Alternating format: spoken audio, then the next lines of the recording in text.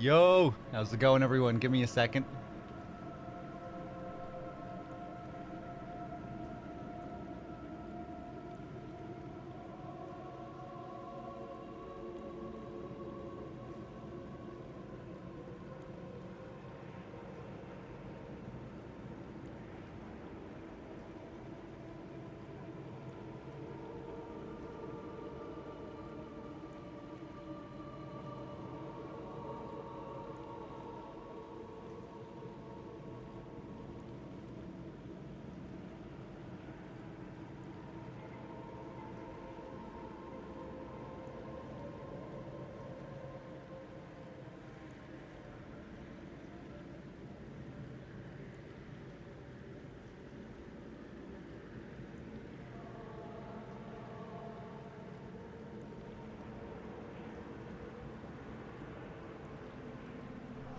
Yo, how's it going? Let me catch you up here. It's good to see you. Element, Logar, Payacon, Pew, Mepaz, Antraxo. Welcome back, everyone, for another Elden Ring session. We just keep on going. Mr. Freet, what's up, Spooky, Kev, Lowercase. Welcome back. Bum, bum, bum. Hold on, let me just switch over.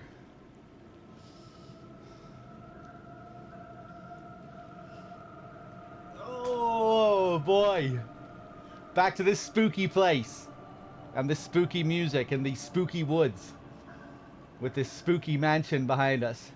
And these spooky boys without their heads lying here. Let's see what we can find. We got done with this place yesterday. We fought the boss, which was pretty fun. A really cool visual design. I really like that cutscene we got with them jumping at us like the fucking real King of Lant at the end of Demon Souls. Like a little insect jumping at us. Let's see. What boss? The head of the manor here. Midra. There's probably some stuff that I missed here as well. You know, as there usually is, as there often is in these games. But I think I'm satisfied with what we've found. The depths of your foolishness!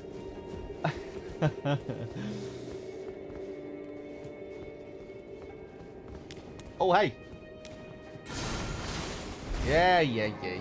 I'm done with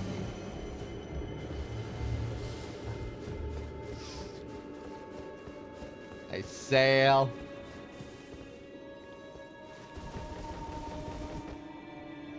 Okay, yeah, I think today we're gonna just take another little look around the Abyssal Woods. See what else we can find. See what else there is out here.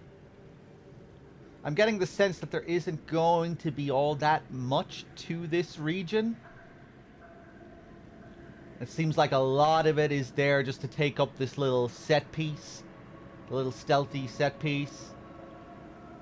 Then we have the mansion here, which is like our main dungeon with our big boss at the end. But who the fuck knows what else there is to find here. I think we're going to try and make our way over to the map. This will be our next objective, I think. Although, who knows? We'll probably get distracted along the way.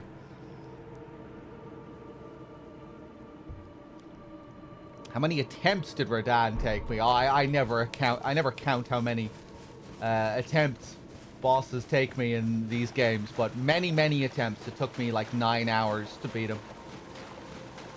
So, a lot of attempts.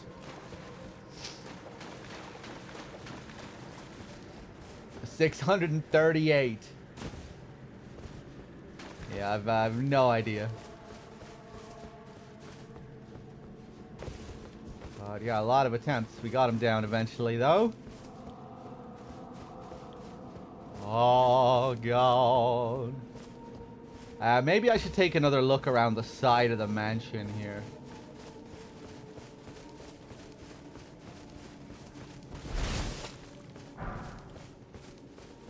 Yeah, I'm looking forward to fighting Radahn again next time. I'm sure we'll beat him in a fraction of the time.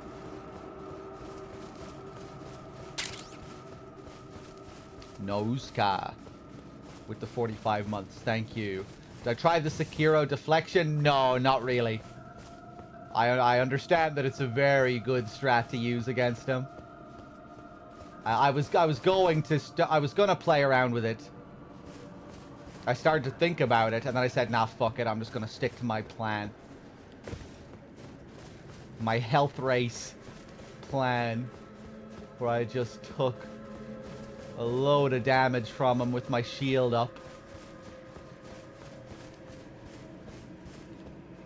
And yeah, just dodged through the stuff that I knew I could dodge through. Chipped him down slowly.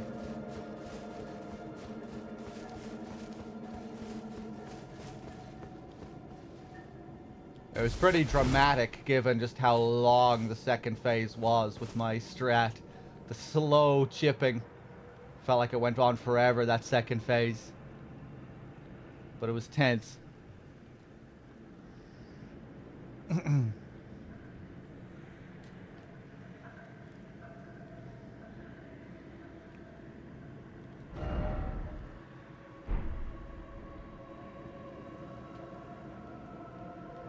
Okay. Yeah, let's go back up this way.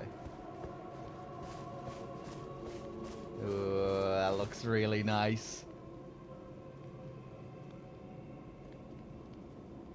Straight out of a dark fairy tale. Like the witch's hut. Witches of Hemwick. Nothing back here.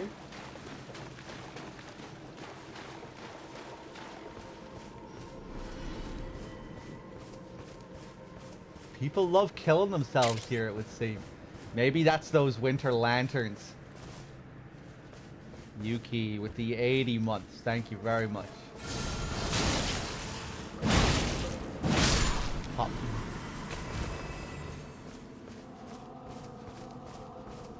In one of the promotional screenshots, they have the character on torrent here. Oh, really? Speaking of the winter lanterns, when I was looking at my recent items last night after the stream, look what I noticed here. They really are winter lanterns. They're back in another form. Winged insect carrying a dangling frenzied flame grape. Material used for crafting items. Flies lazily around the abyssal forest. Said to be heralds of the aging untouchable. On seeing these, the wise know to stay well clear of that place. This is a winter lantern fly.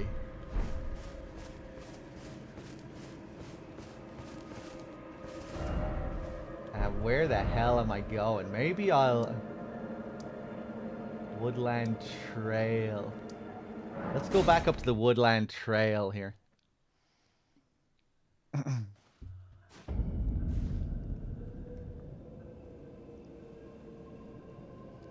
Technically, you can use Torrent just after the boss room. After the boss room, you say?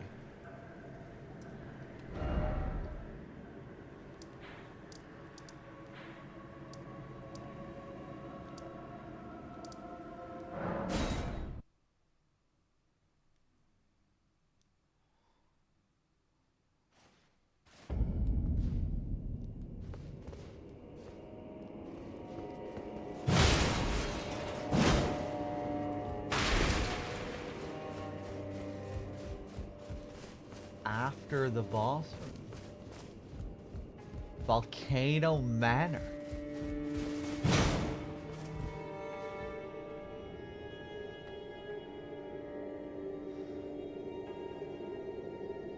The other boss room where you enter the Abyssal Woods? Oh, okay. Let's go back to the Woodland Trail. I think he means the boss room. I just came from a boss room. You son of a bitch.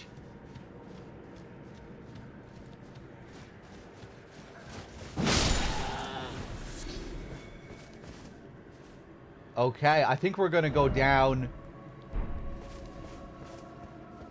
I think we're gonna go down here. I'm not sure if I went down here. These poor frenzied animals.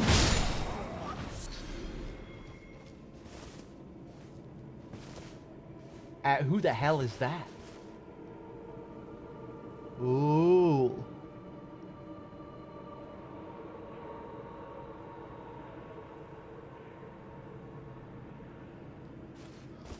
By the way, chat, I was just thinking of other possible obscene ways to further the meatiness of my build. And I was thinking, could I stack exalted meat with stuff like what you call them? Perfume bottles? Because I think I have a perfume bottle that also increases attack power. Would that stack with the meat? Right? Because I was looking at another fucking crazy item in crafting that I unlocked, I think, recently in the DLC. This fucking shit. Look at this thing. Golden Vow. Uses FP to increase attack and defense. What if I stacked exalted meat with Golden Vow with red perfume juice with Cragblade? Would all of that shit stack together? If so, we could start doing some really disgusting damage. Maybe something to test out when we get to another boss. If we even have any other significant bosses left, who knows?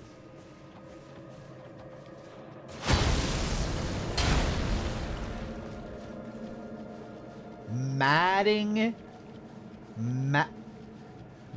Hand?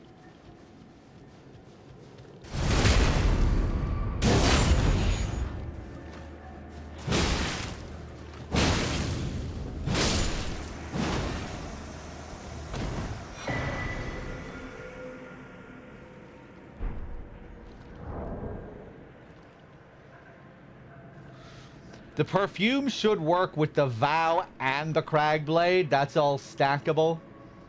Not sure about how the flesh factors in. Yeah. Yeah, we might need to play around with that next time we get to a boss. See how filthy we can get. There's also this stuff as well, right? The dragon scale flesh. Comes at a cost. Gradual HP loss. Boosts vigor, stamina, strength, and dexterity. So this is more like a stat buff, which may not do much for me.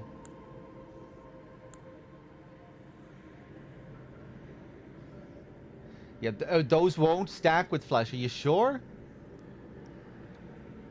I thought maybe it would because it's affecting like my stats, or it's actually putting points on my stats, whereas I'm not sure if that's what the exalted flesh is doing, where it says boosts physical attack.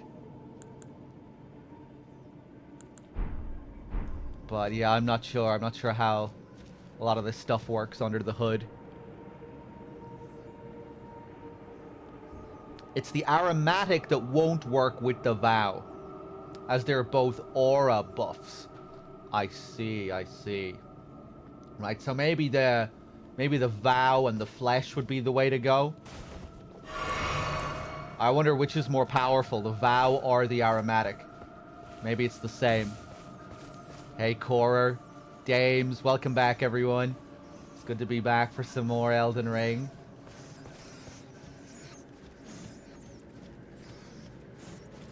Been having a lot of fun these last few sessions. Streaming this.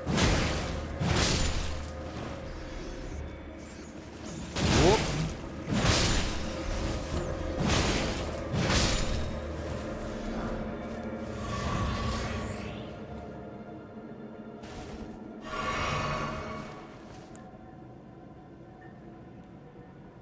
Is that where I went down the first time?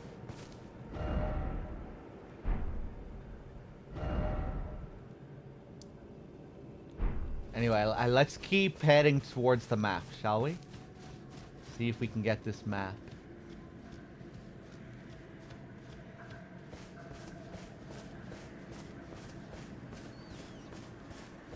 Oh.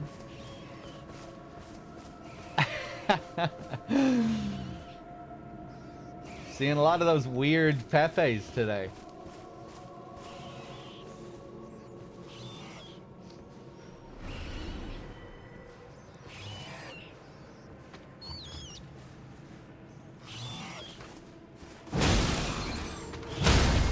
Jeez.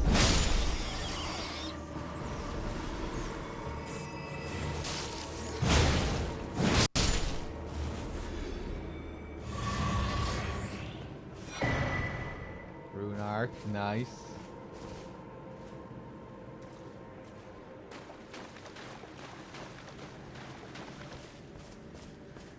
I see our map. Exciting.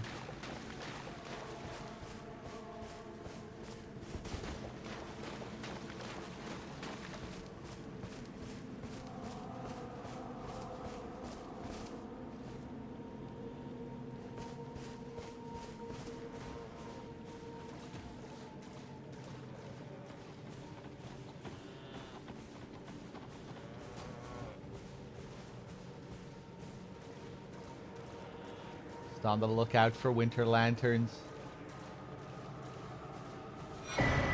Map. Abyss.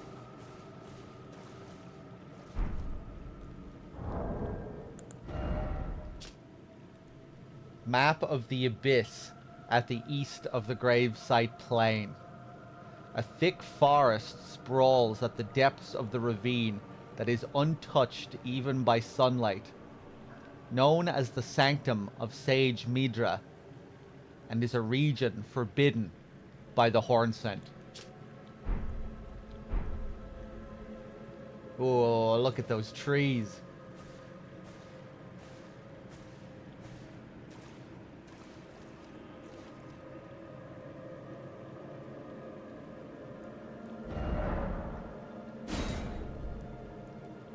Okay, here it is.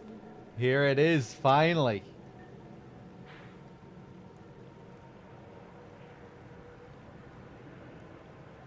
Cool. Oh yeah, and look, all these trees marked on the map. Here, here.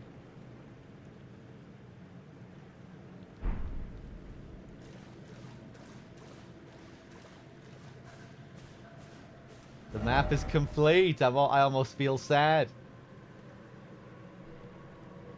We're almost done.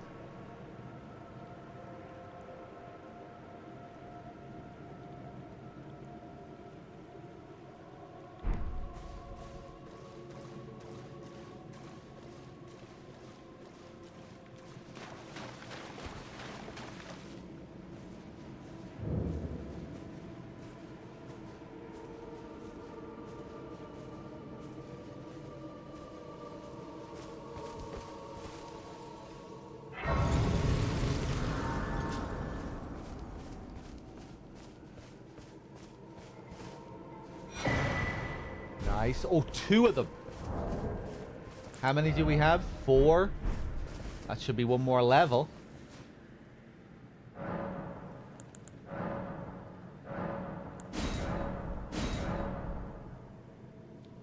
Level 16.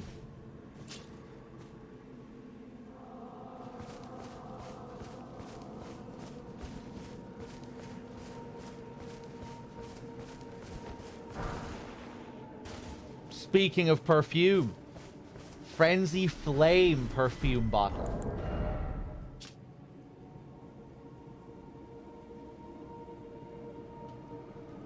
Perfume bottle remade into a weapon by perfumers of the Realm of Shadow. Attacks release perfumed powder, producing frenzied flame. From time to time, perfumers set out on journeys to pursue new aromatics and flower gardens.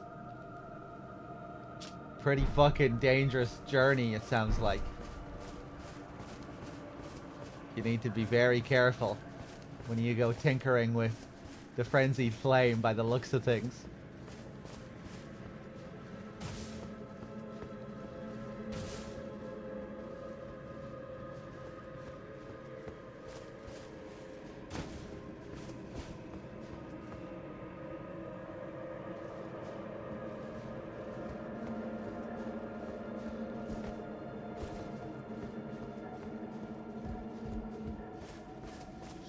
Yeah, is it mostly useless in PvE?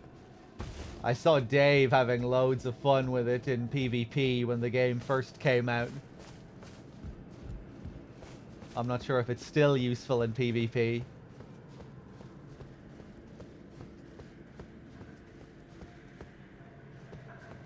I really need to experiment more with PvP, you know, just for the fun of it. Every now and then, just to mix up the gameplay.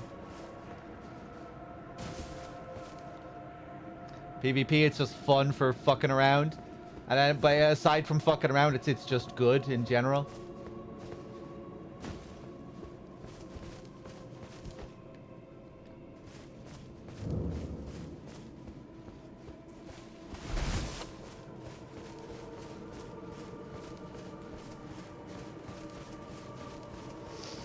I can practice on you, maybe sometime.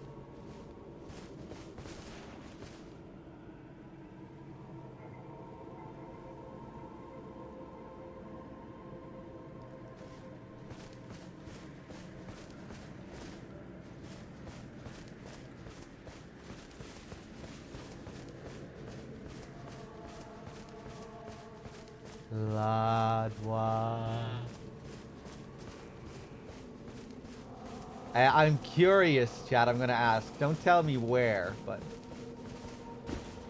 is that the entrance that I found into this place? Is that the only entrance?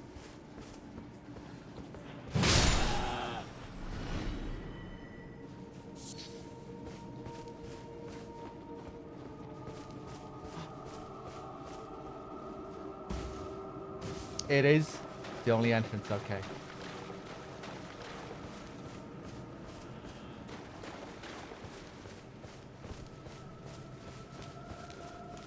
I got that impression, I just wasn't completely sure.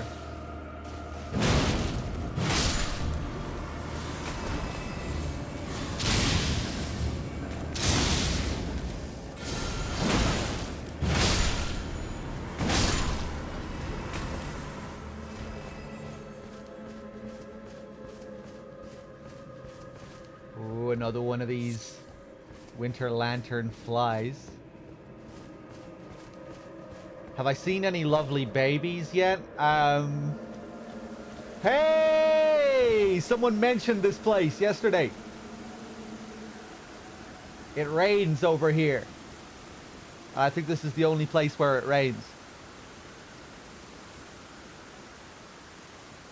Ah, it feels good.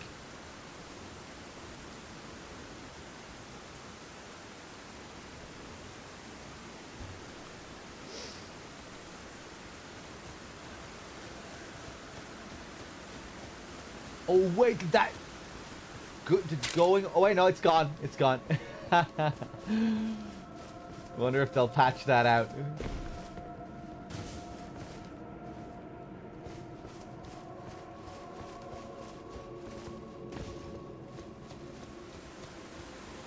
Oh, up here too. Right, yeah, there's just this whole little patch. Yeah, I would imagine that's a bug. You would think. That weird corner where the old music came back as well. I can't imagine they wanted, you know, that was intentional. What could it mean? What are the lore implications behind this?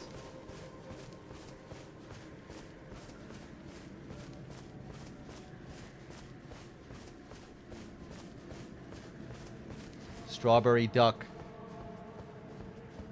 Thank you very much for the 14.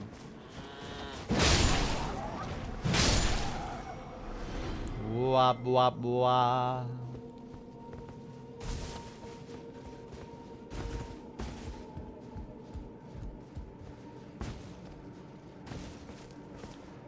Oh, where are we going here?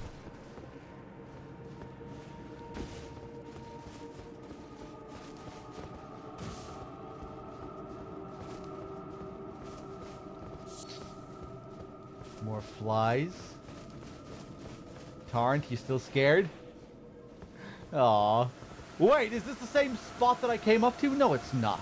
I don't believe it.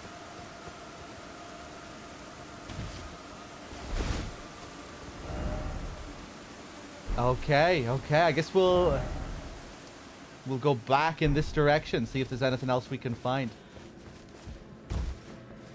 And if we can't find anything, I don't know.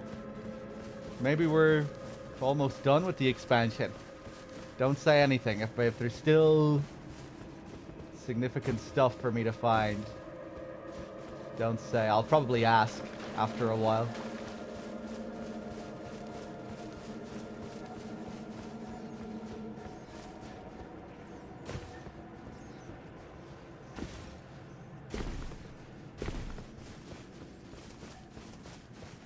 Okay. If we don't hurry, it'll be the last we see.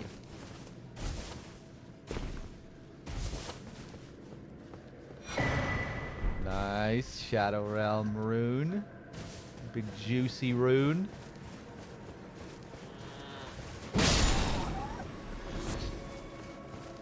Yeah, get your poems ready, Listo. Do you have any prepared?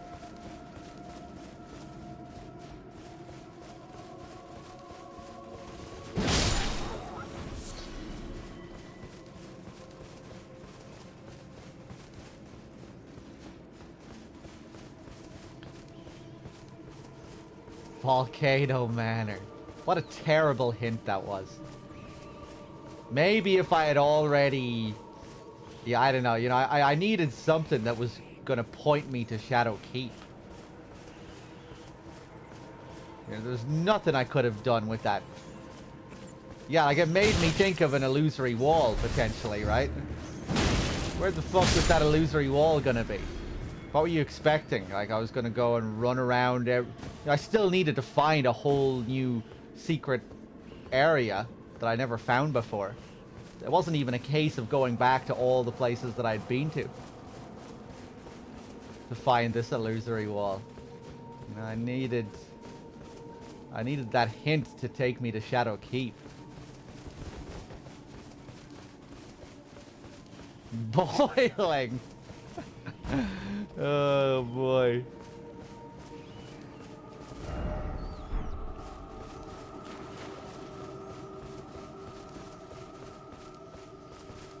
Volcano Manor would make me think about letting a mob kill you a certain way. That's what it also made me think too. That's what I tried. I went to the only 2 Iron Virgins in the expansion around the back of the Fort of Reprimand. At least I think those are the only ones that are in the expansion. And I let both of them eat me. I was kind of hopeful that that was going to be it. Right? Because one of them is very unique. The guy that's headless.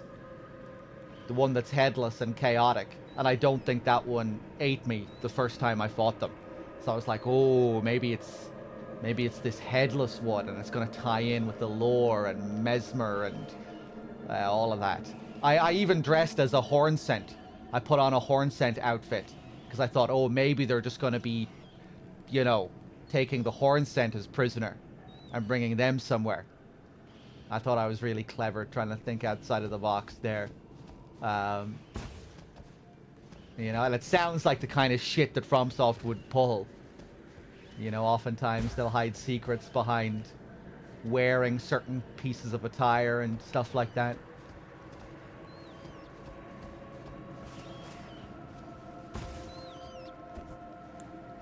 They should do that in the future.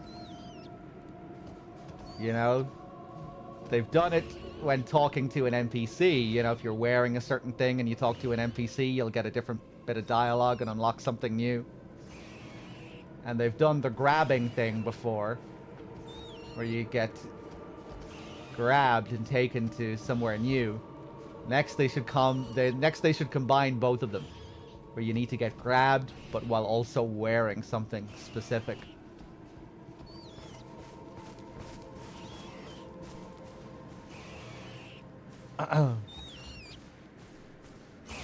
Ooh.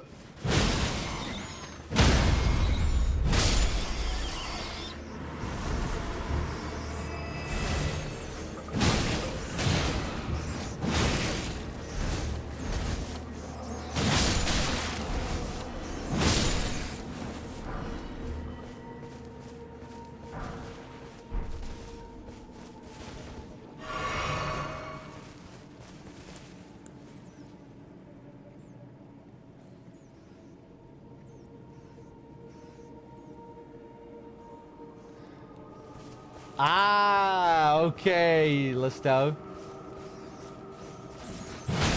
I see, I see.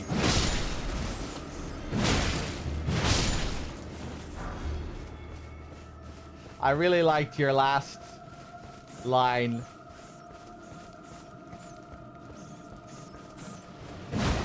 About, you know, being fooled by the painting.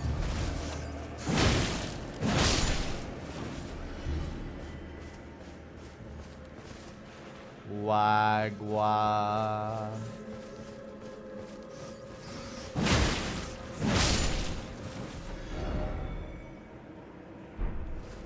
Okay. Damn, I think maybe we found everything here. Fuck.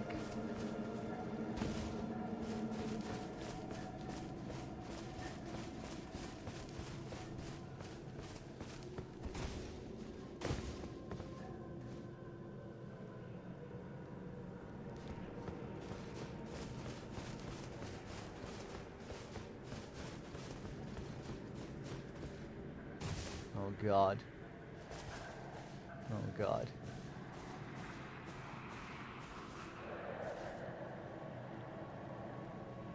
His thing is exposed there. Oh wait, no, no. I don't think I came down this way before. We gotta watch out for the grapes too.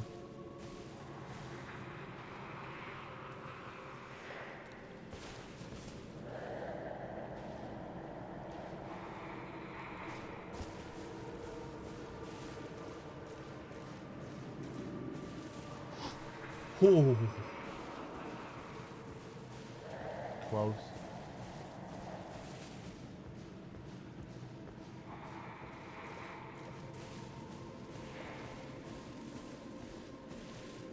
Yeah, we haven't been down here.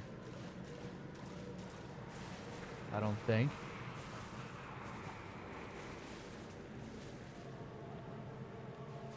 Fuck it. Go, go, go, go, go. Avoid the grapes. Avoid the grapes. Oh.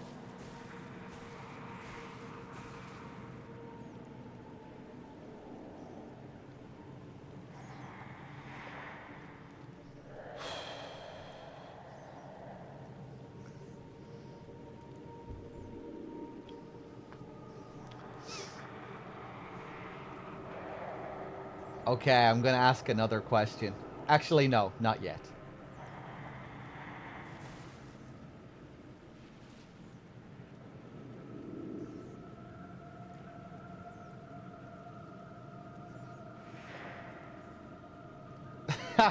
Phew.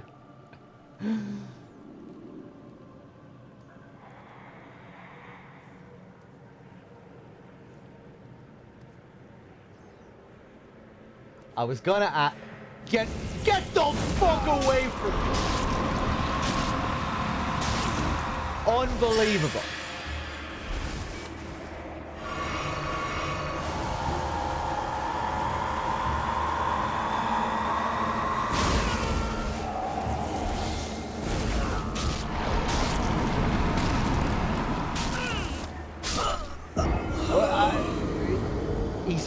life as soon as I moved. But I thought I was allowed to move. As long as I was in the bushes. But I guess if they're that close, you still do need to be aware of your movement. Fuck off.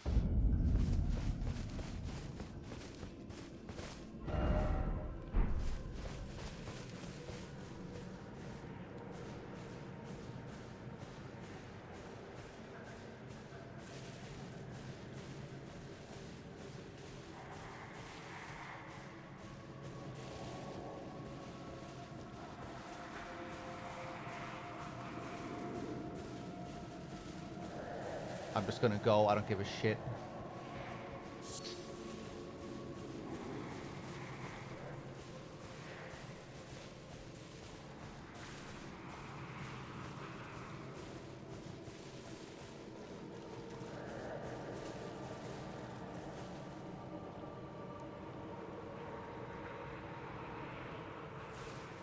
The jailers from DS3.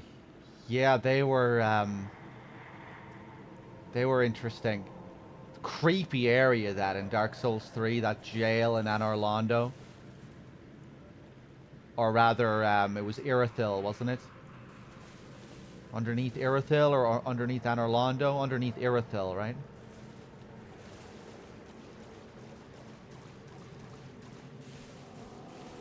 Remember those other creepy enemies that were like stuck to the walls? Those things really creeped me out.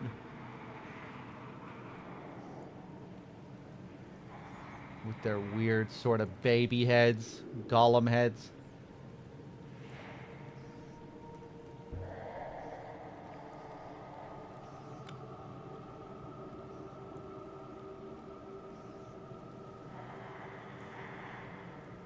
Oh, I love the Fountainhead nobles. Draining you of your vitality. The visual detail of your character growing old. You become aged. It's like they suck the life out of you, suck the youth out of you.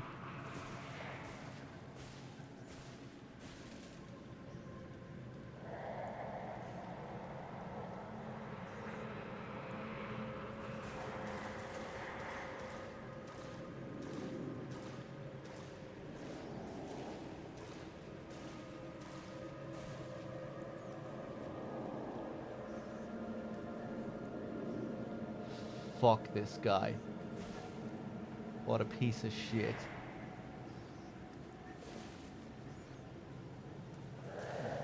God.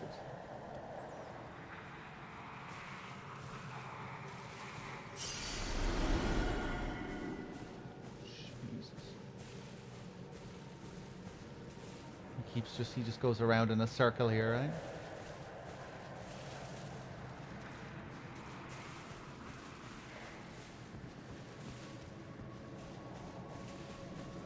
This is just going to lead down to the same spot, isn't it? Or maybe, hold on, maybe something new here.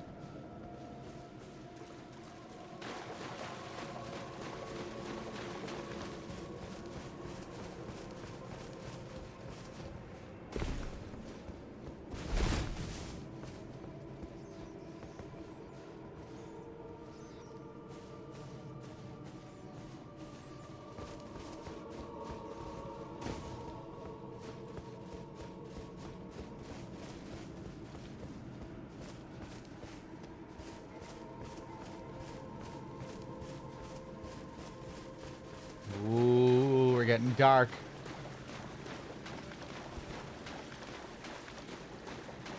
Oh. Ah!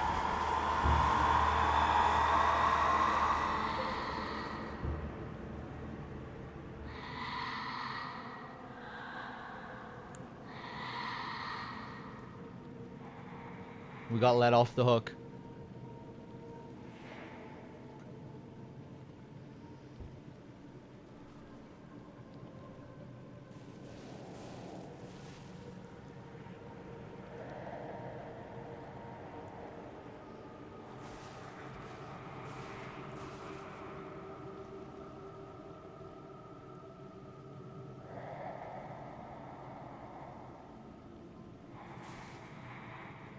There he is.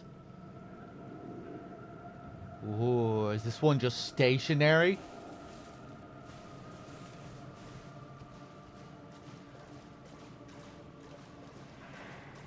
Ah!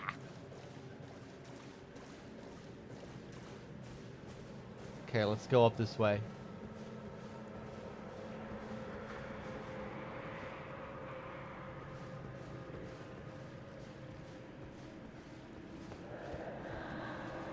Oh god. Ah!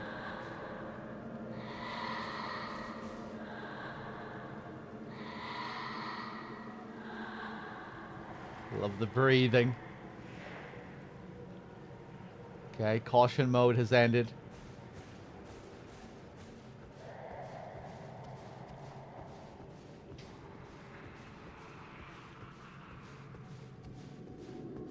Ooh.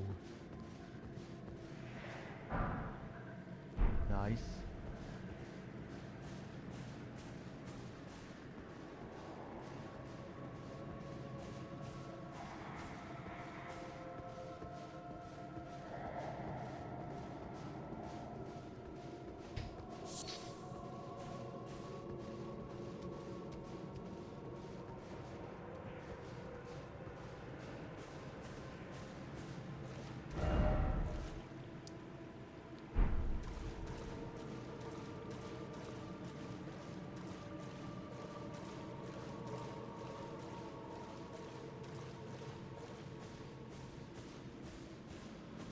Oh, Genji. Yeah, it's really good. It's the best part of the game, I think.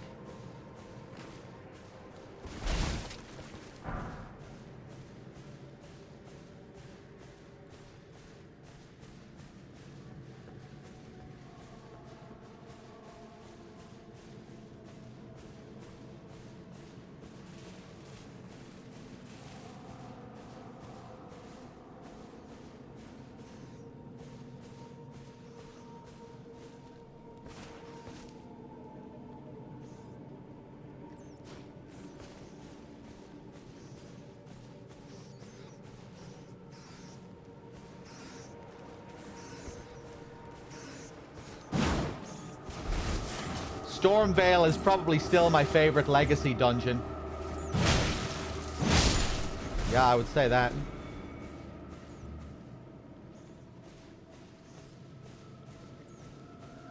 The DLC kind of has a different approach to the legacy dungeons, it feels like. You know, like Shadow Keep. How it's... I guess, like, Lane Dell maybe did something similar, where you had, like, dungeons within dungeons. But it feels kind of different the way they do some of the dungeon design in this. You know, like finding the bottom part of the storehouse, exploring that, then uncovering the top half of the storehouse from another place entirely on the map. The bottom of Shadow Keep and the church district.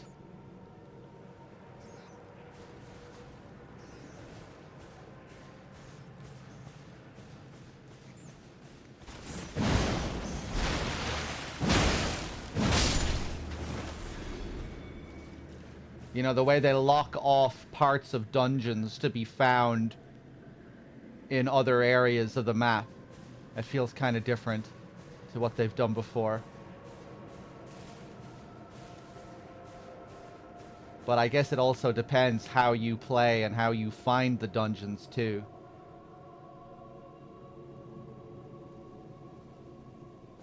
Because I think if you found the church, if the church district was the first part of Shadow Keep that you found, that I think that can just lead directly into the upper part of Shadow Keep and then into the storehouse. So maybe if you discover that place in a certain way, it does feel like one big continuous dungeon.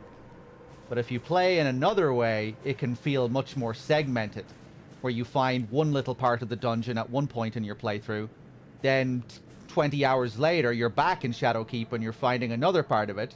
And then another few hours later, you're back in Shadow Keep again after you found another entrance to another part of it. But Yeah, I think people might have vastly different experiences with the legacy dungeons, with how you unlock each, yeah, when you with how you unlock the various parts of them. It was really weird as well, you know, when I made my way to Emir Elim. What's the name of it again? Emir Elim. When I found my way here for the first time, and straight away, one of the first things I found was a shortcut that led back to the tower settlement, and I unlocked a new part of the tower settlement, which I had never seen before. A whole new section that I thought was cut off the first time I went there. But no, then I found out that no, you can find that section the first time you go there too, through another passage. You know, the whole section with the poisonous swamp and the ulcerated tree spirit. I never found that my first time through the tower settlement. I found that through a weird ass shortcut up here in Emir Elim.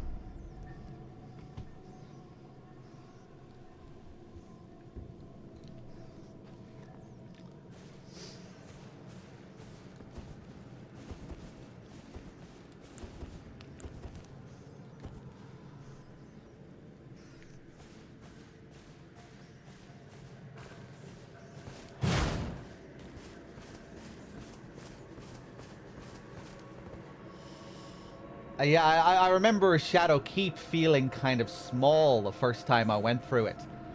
You know, it felt like I had barely entered the place before I found the path to Mesmer. You know, before I found the fog wall leading to Mesmer.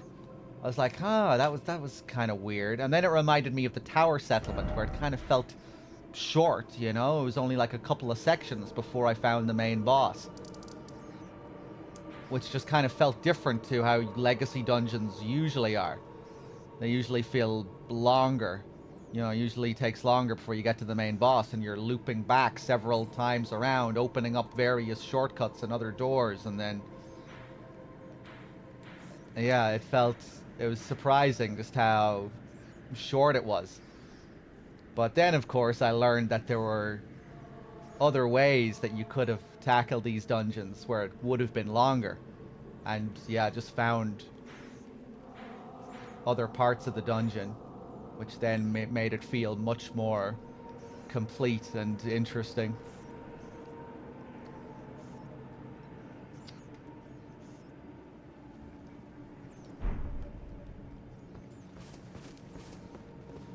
If you enter Shadow Keep from the main gate, can you get to the church district, assuming the water hasn't been drained? I don't think so, no.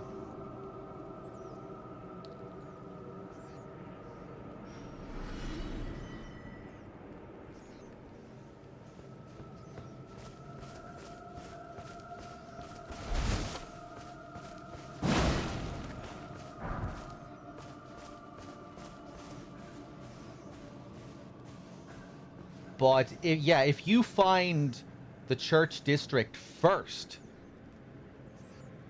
I think you could end up spending a lot of time in Shadow Keep, right? Is it possible to find the church district before you find the main entrance to Shadow Keep?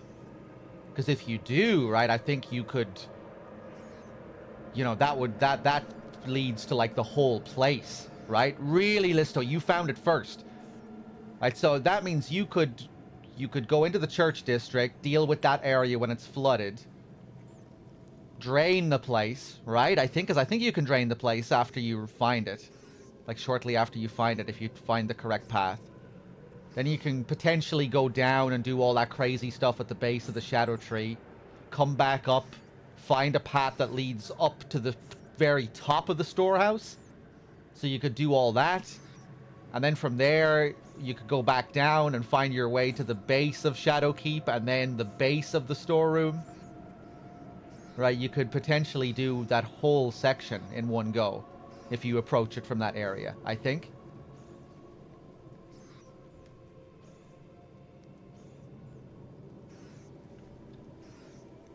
But yeah, it's interesting the way they've been... seems like they've taken a bit of a different approach to the legacy dungeons in this.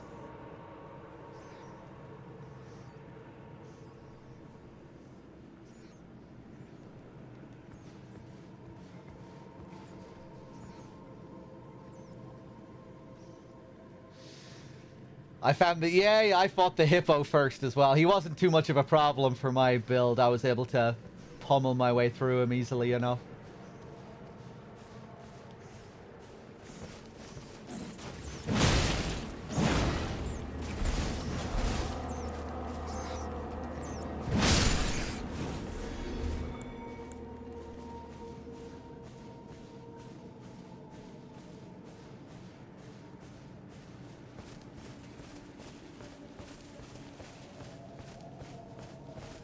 Right, where the hell am I?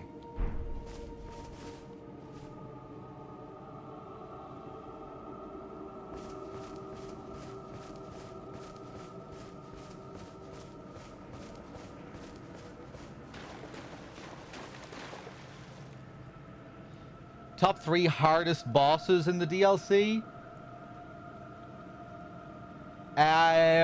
Only 2 of them were hard for me. Radahn and the lion.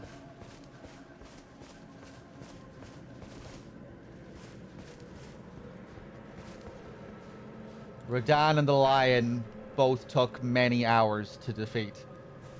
Radahn especially, by far, was the hardest. It took me 9 hours. The dancing lion took me 4 hours, I think.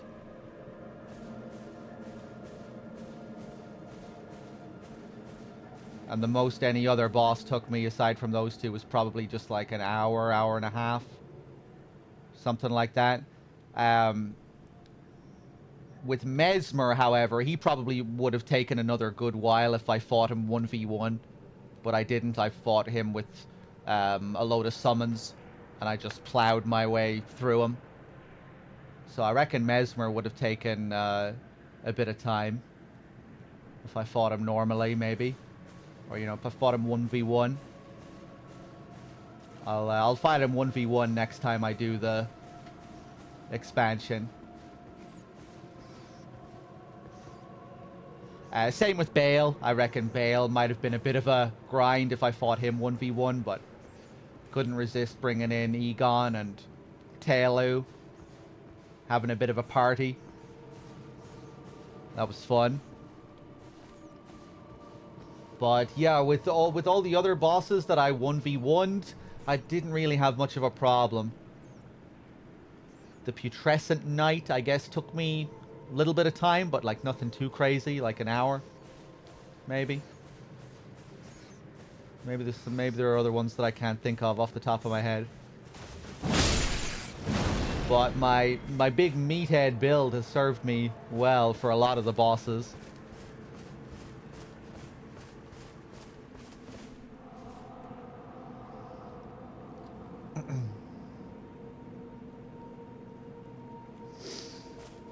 Yeah, James. Yeah, I found the path to Bale early enough in my playthrough. But I figured he was going to be a really tough boss, so I waited a while before I had a few more fragments. It's usually the case, you know, in these expansions with the big, powerful dragon fights. They're usually tough fights.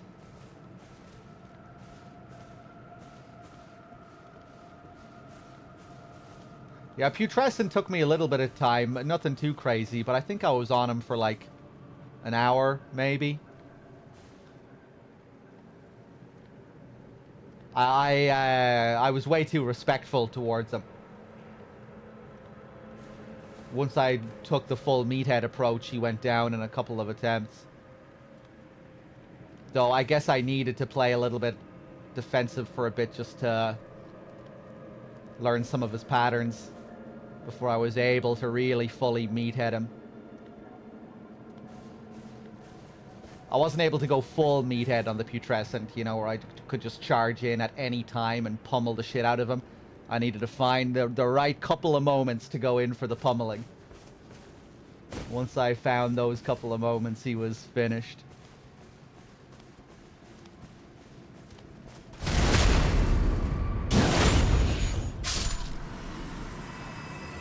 I love their little candle holder arcs. Like the things we see coming out of their heads. Hello there.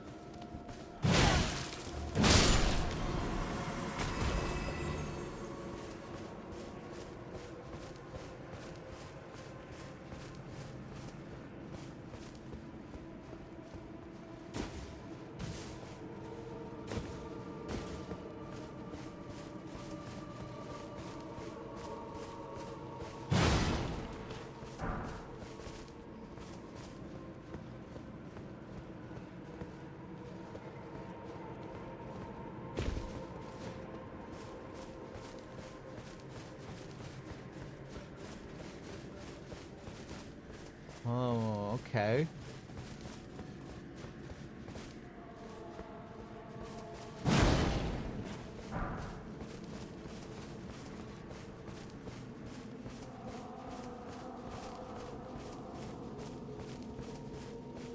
I remember it was a little confusing with the putrescent guy when he rides into you and he just has his weapon permanently above his head.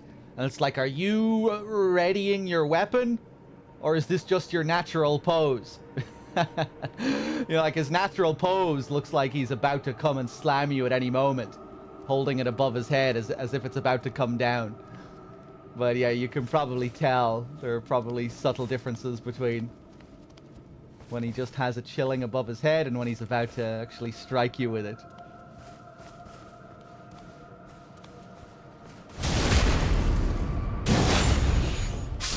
Gaius was frustrating me when I took him on 1v1. In the end, I just summoned because he was pissing me off. But yeah, maybe next time I'll learn how to 1v1 him.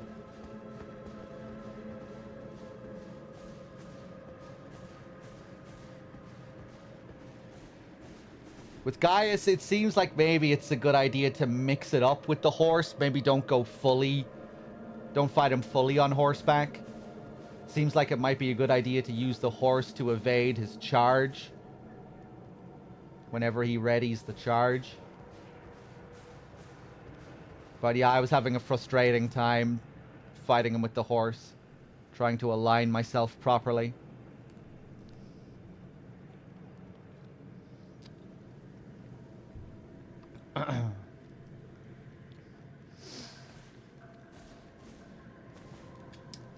Wasn't Gaius meant to be full on horse? I'm not sure what you mean.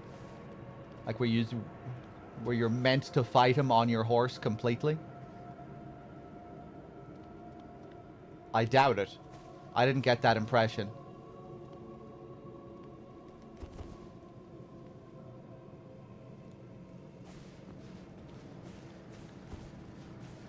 It seemed like the horse was useful for dealing with some of his stuff.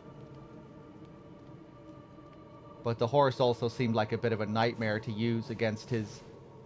You know, just how just the movement options he has on the horse compared to the movement options you have.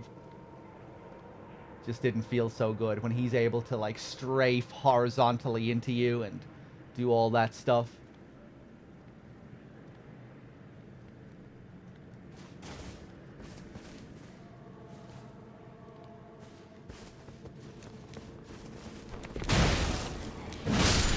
But yeah, there are probably ways to be really efficient with the horse as well at the same time. Oh, hello.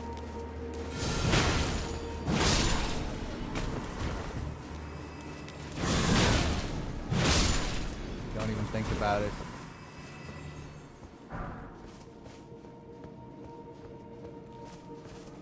Yeah, it'd be cool if we had more options on Torrent.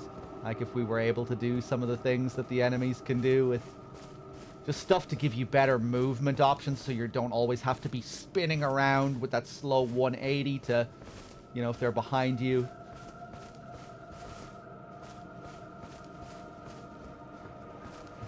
Torrent needs a survival horror quick turn.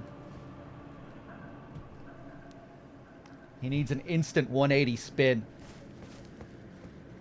Or some kind of quick horizontal strafe. That'd be sick.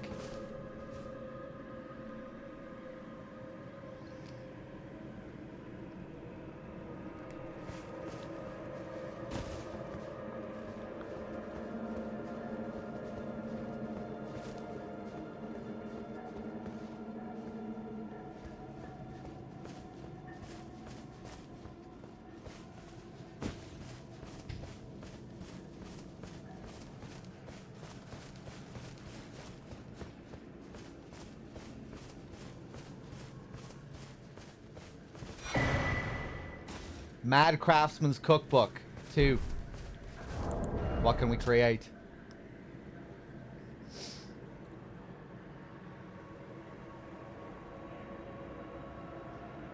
Hefty Frenzied Flame Pot.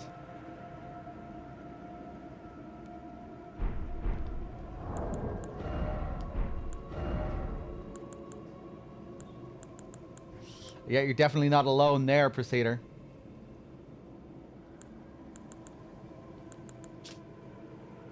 Let's see. Let's take a look at this hefty pot, shall we?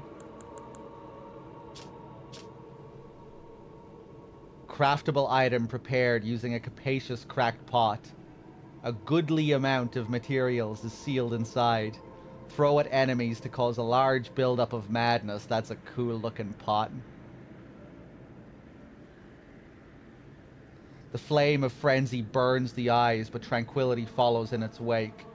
May this pot bring salvation to those it strikes.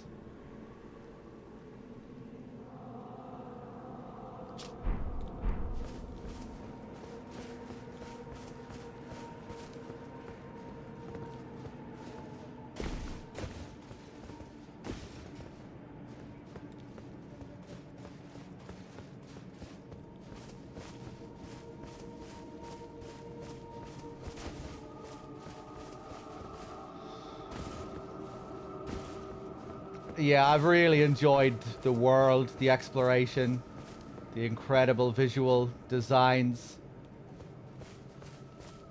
use of color like we've never seen before. Just gorgeous. Level design within the open world that's just way better than the base game, I think.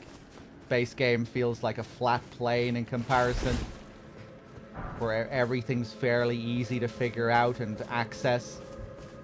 Whereas in the DLC, we just have all these layers upon layers upon layers and hidden little sections and things that you need to work out.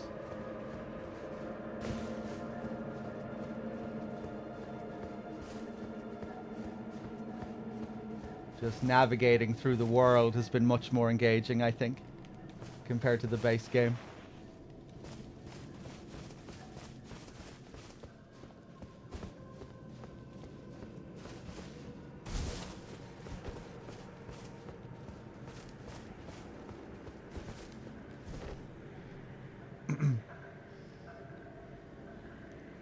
Oh yeah, it feels way more dynamic with regards to the amount of color, the range of color, the color coding from area to area.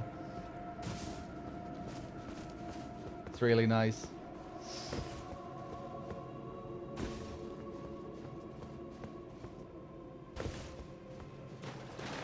The Rao Ruins, like I keep saying, my god. Most vibrant area we've seen, surely, in these games.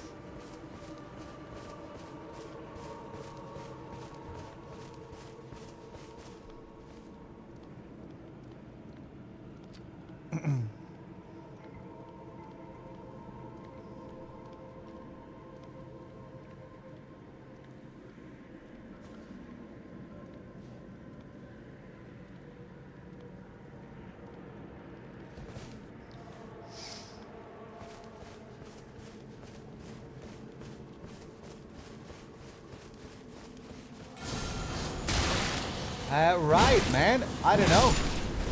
Fuck it, I'm gonna ask. Heinous chat. Is there anything significant left for me to find in these woods?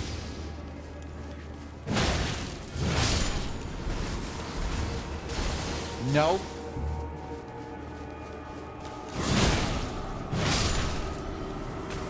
Yes. Cookbooks, but yeah, like any new areas, characters.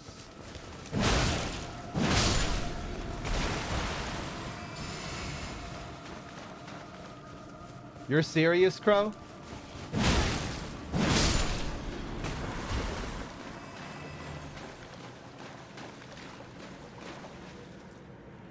Yeah, I have a feeling some of the bosses might grow on me if I play the game more.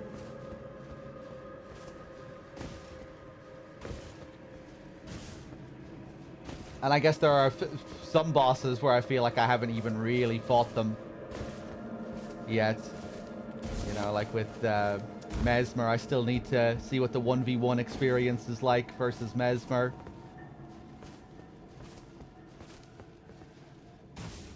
I reckon I'll have a lot more fun with Radahn, going through him again once I know some of his tricks.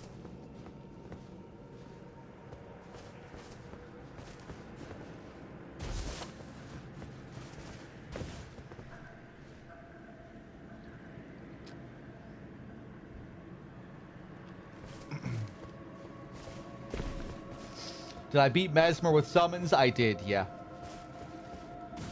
Wasn't in the mood for a 1v1 boss grind when I got to Mesmer.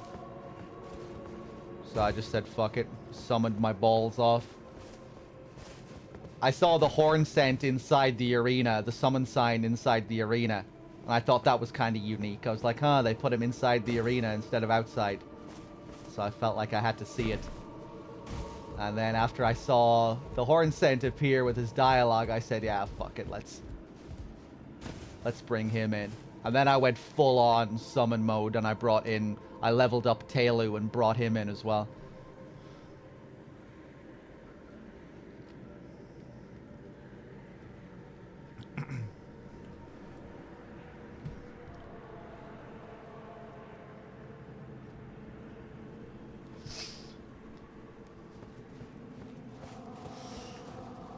Crow. Crow, tell me what I haven't found. Or, you know, tell me what kind of thing it is. Is it an area? Is it an item?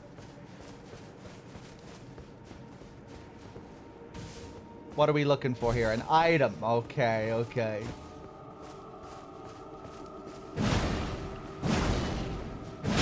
Fuck it. Point me towards the item.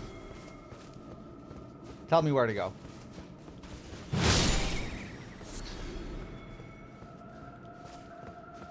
Or if you want to give me a hint, yeah, you can give me another one of your shitty little riddles if you like.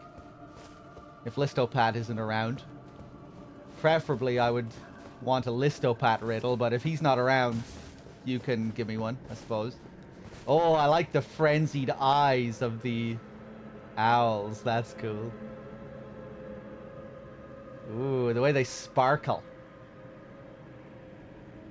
Kind of reminds me of the sharp little spikes that come out of their heads.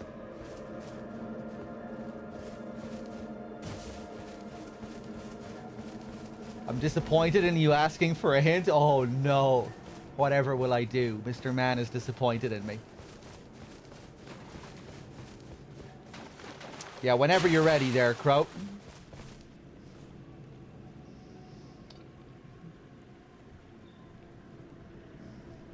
Or maybe I missed the hint. Oh, did you say it? Hold on. Remember the... Oh! The torn diary page. I forgot completely about it. Hold on, hold on.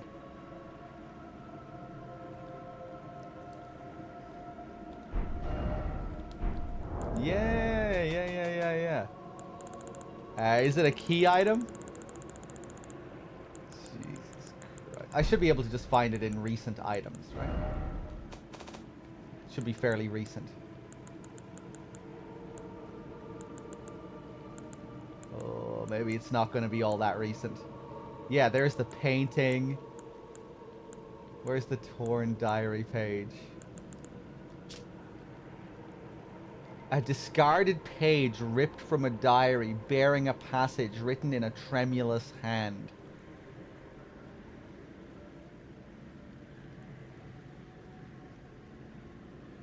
I touched him, but only once. When he thrust his staff in my face, I brushed it aside. It was then that I touched him, the aging untouchable.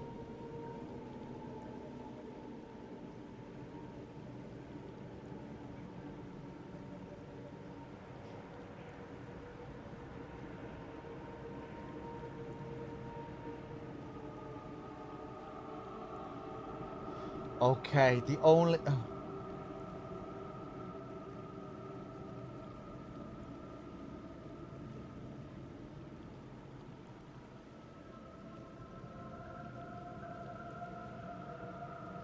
The only thing I can think of is that this is talking about the Winter Lantern enemies that we cannot damage. And this is telling us of a way to damage them. When they thrust the staff in our face, we can brush it aside. Maybe we can parry them. It was then that I touched him, the aging untouchable.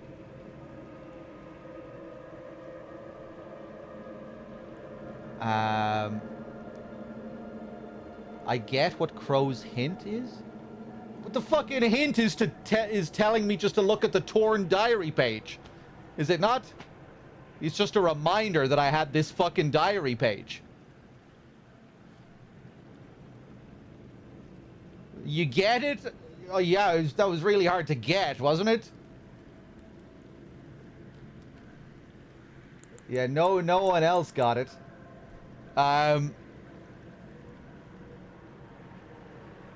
Oh, unless I missed another part of the hint. That was literally it, though, right? Just to check the torn diary page. Also think about Volcano Manor. Okay. Volcano Manor.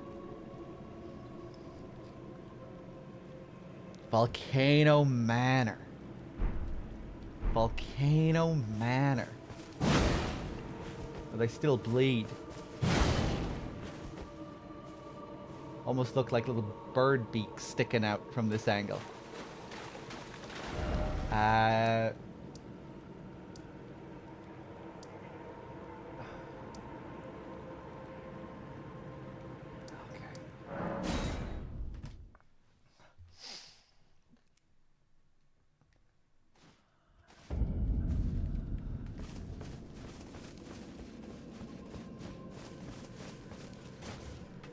All right, watch this.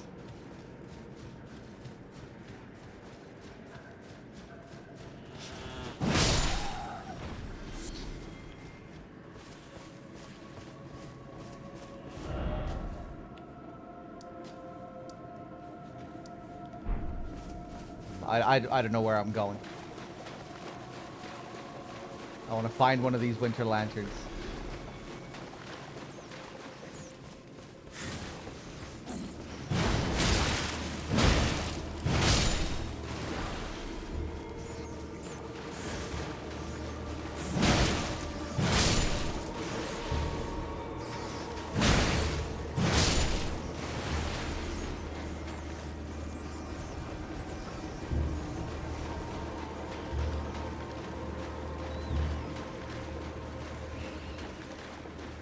Okay, here we go.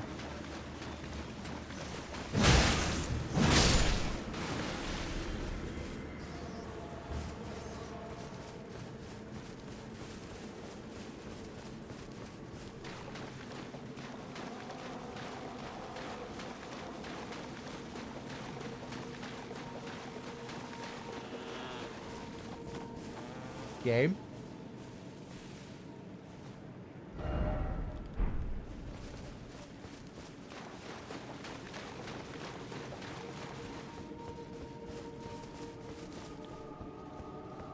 Okay, here we go.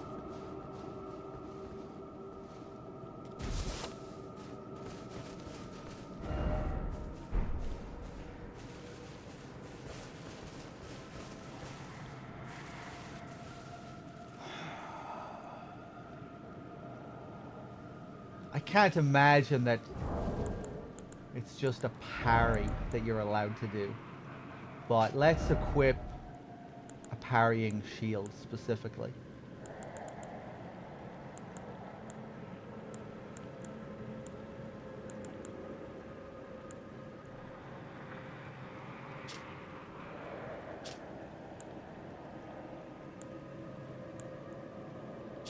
Or in this game, man, I never parry in this game. Yeah, you need the skill, don't you? Whatever, give me this shield, it'll do. It'll get the job done.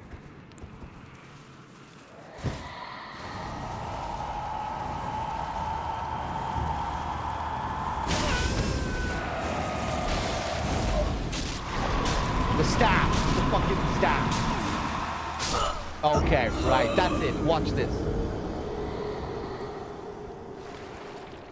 We can parry this bitch.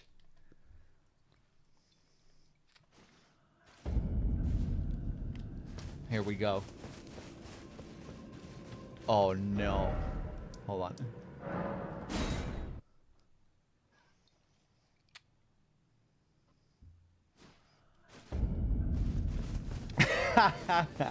We were watching this. That needs to be the new meme. Right, fucking, let's go.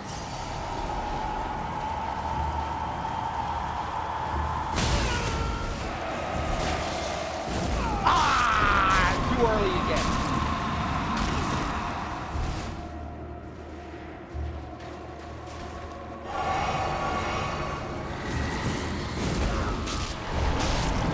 Way too early that time.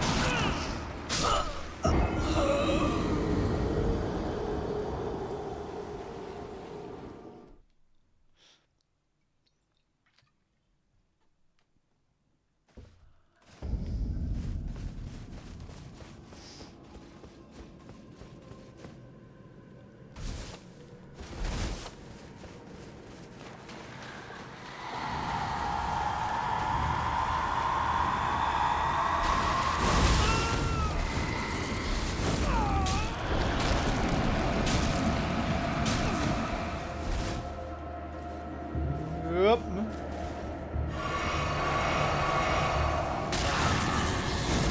Oh no, man! Come here.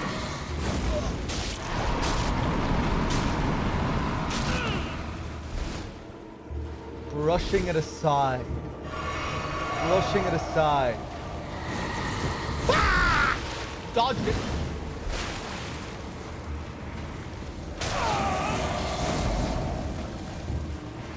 Ooh, what the hell is going on?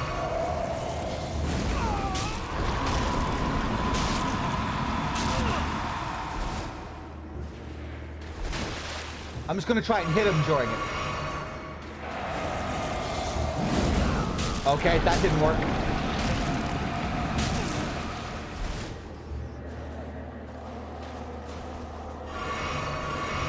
Surprised I'm not dead yet. Oh!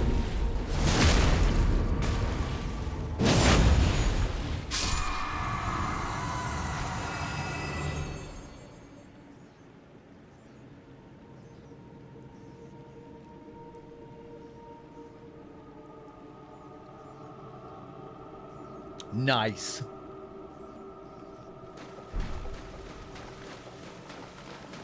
I may have needed the reminder to look at that note again, but I'm pretty proud of figuring that out immediately. Now let's go kill the rest of them. Oh, man.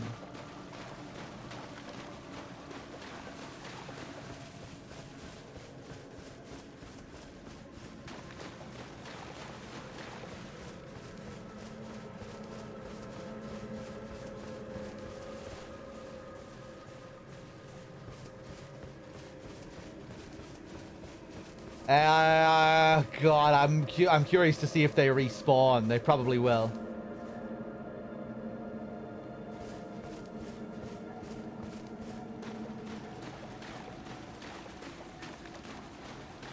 Yeah, when I first arrived here yesterday, I think I was playing online, but I didn't want to read any of the messages because I knew they would all just kill my vibe with the spooky atmosphere of the place. I didn't want to be reading Fortnite fucking messages in this place. And that's why I turned it back offline once I got to the mansion.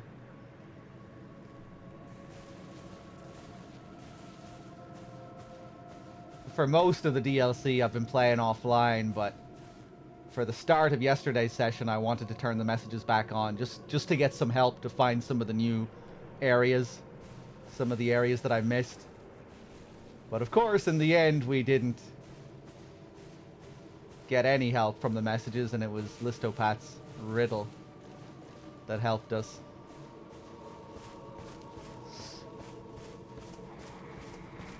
Oh boy.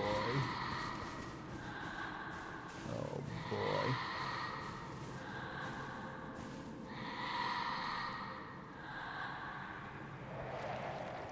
That was a cool little hint, though. The page. The line about touching him, but only once. I think that reminded me of some of the hints that you read on the stone when you first arrive here. You know, the tutorials about how to deal with these guys. They say something about touching as well. You know, like, don't touch them. You cannot touch them. So that made me think that it was probably talking about these guys. And the whole aging untouchable thing. You know, like undying. These guys that you can't kill. And then the whole thing about the staff in the face felt like a very direct gameplay hint. Yeah, Crow.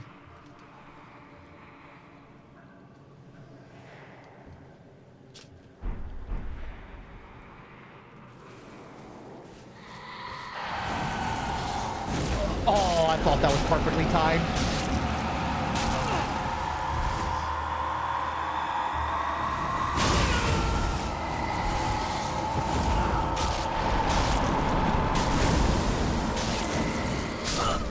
Christ.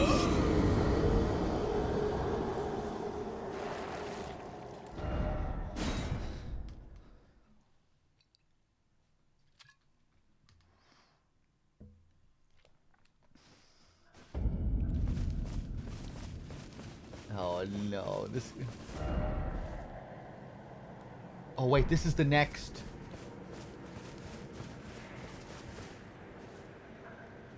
Yeah, it's these two guys. Let me go back and see if this guy is still dead.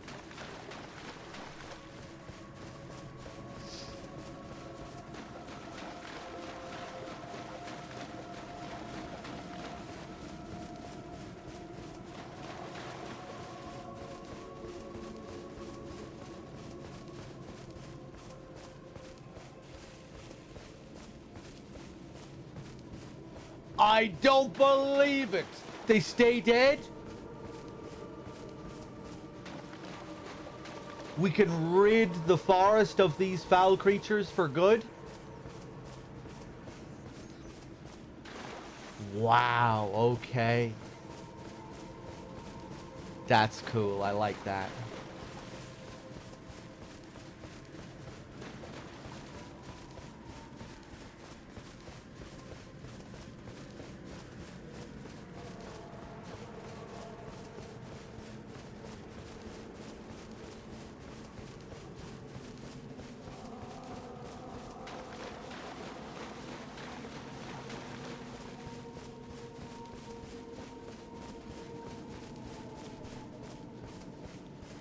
Okay, Jesus Christ.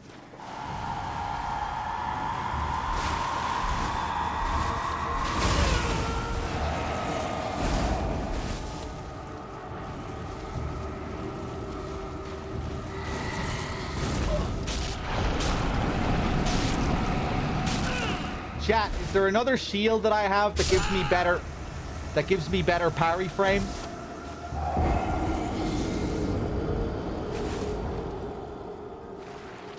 Buckler? I felt like that should have been a parry. It kind of feels Bloodborne-esque in a way, given how good the parry is against the Winter Lanterns in that game. And again, it has to be very precise or you get grabbed. When you do choose to parry them, it is a grab that you parry. Do I have a regular old buckler? Do I not have a Oh, there it is. Wait, what? Buckler. Put a carrion retaliation on a shield. Has the best parry frames? Okay, okay. Let's just try it with the regular old buckler here. You son of a bitch. Come here. Ah, shit. Now the other guy is gonna see me.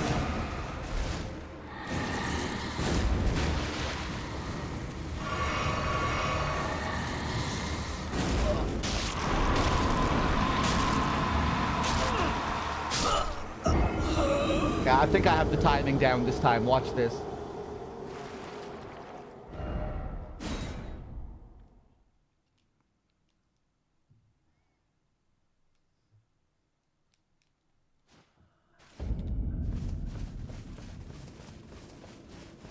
I'm pretty sure I have it this time.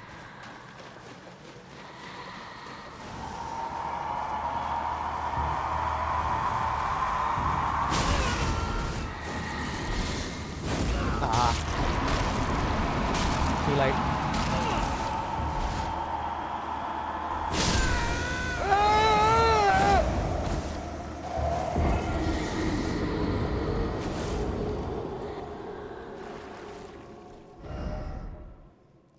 I beat Consort Radahn, yeah.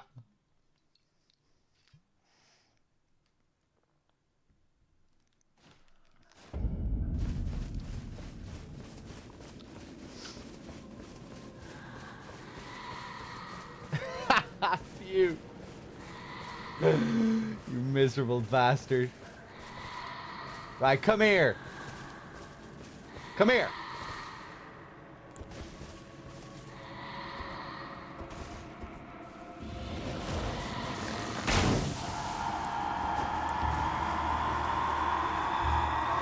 What the fuck is that other guy doing? Oh, it's so quick.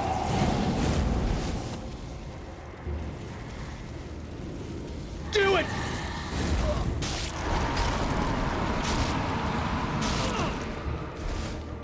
Damn, man, that's crazy. Okay, watch this. I have it this time. I'm not gonna look at the animation. I'm gonna do it when he runs right up to me. As soon as he gets up to my face, then I'm gonna press it. Because I think he consistently does the thing right at that point.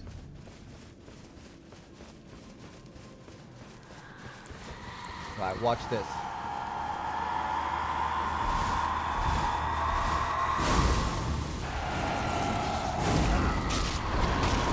Fuck, that didn't work.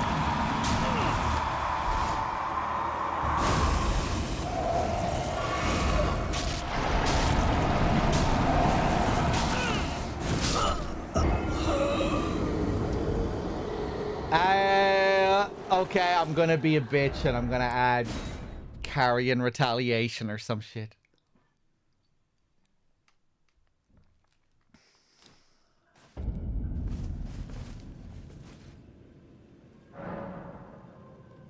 Ash of War. I don't have any of these things that I need.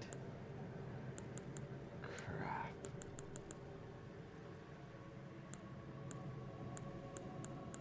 Oh wait, no, I do. Carrion retaliation.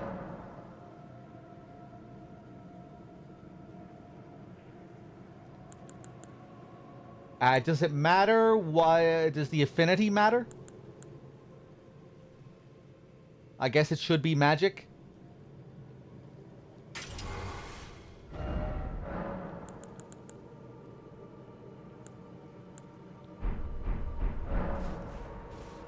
Okay.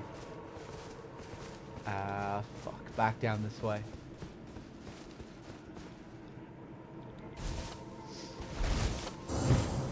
Ooh, fancy. Bet we're still gonna fuck it up.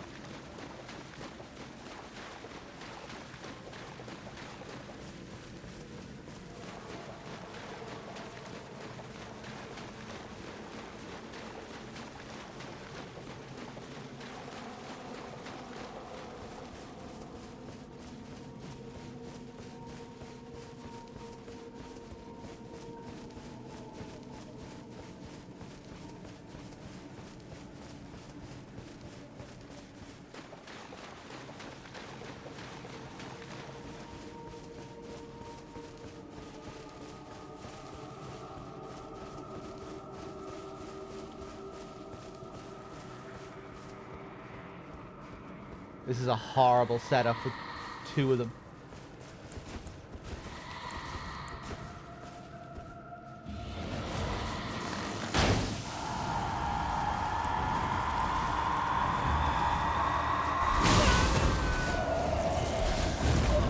Oh, shut up. I didn't have time to press anything.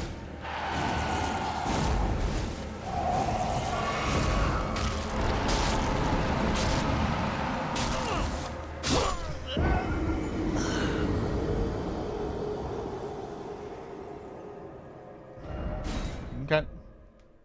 All right.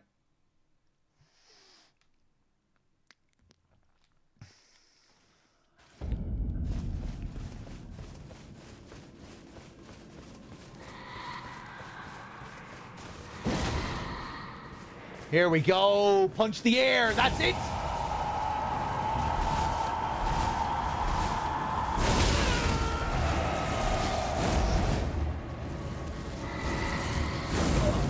Oh my god, man. How precise does this have to be? Christ. Right, as soon as I see that fucking wand, I'm pressing it.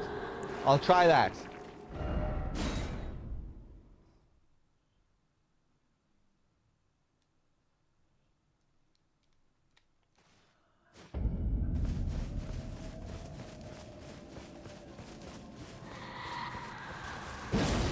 Come here.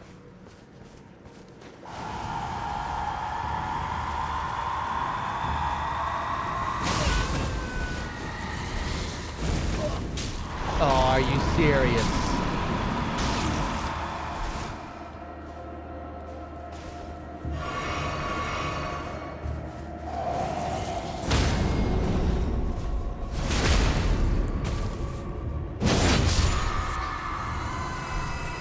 Thank God.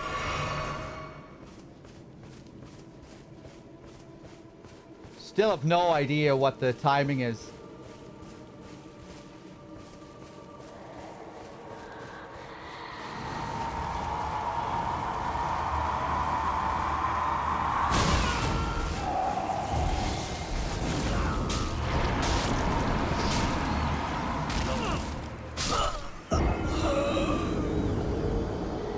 I thought he was being trolled. I figured this out by myself. Nobody told me.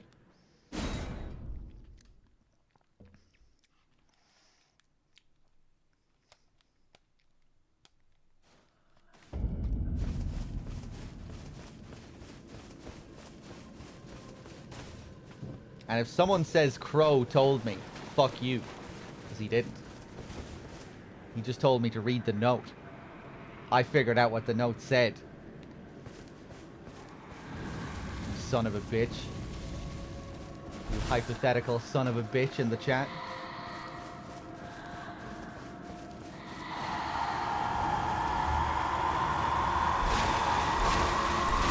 Ooh.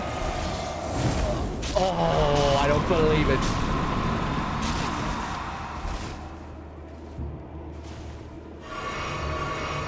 Let's go. Let's go. I think that's the strat. As soon as you see the wand, that's the moment. As soon as you see him pull it out, that's the timing. He pulls it out and then he raises it up. Then he raises it up in the air to strike you with it. But I think if you wait until he raises it, you'll just be too slow. I think, anyway. Okay, nice.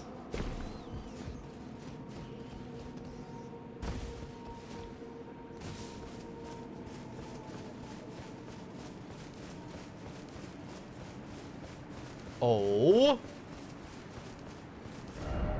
I don't think I've been in this corner of the map. I haven't.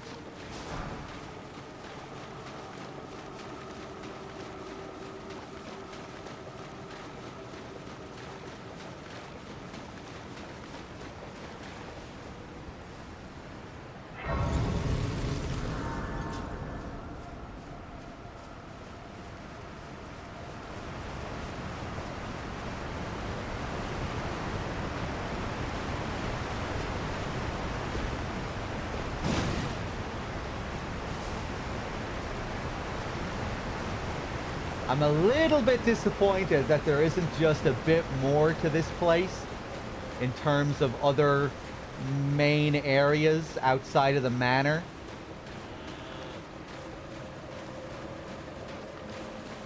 It'd be cool if there was, you know, another secret area to be found somewhere in the woods. Another mystery. Another layer underneath.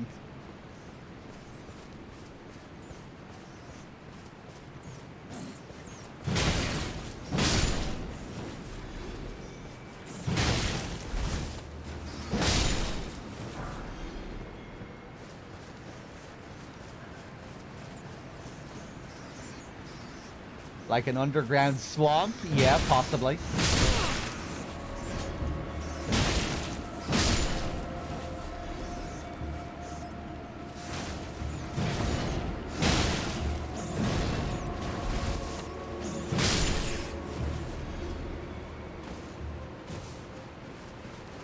I wouldn't say... I don't think it's a letdown.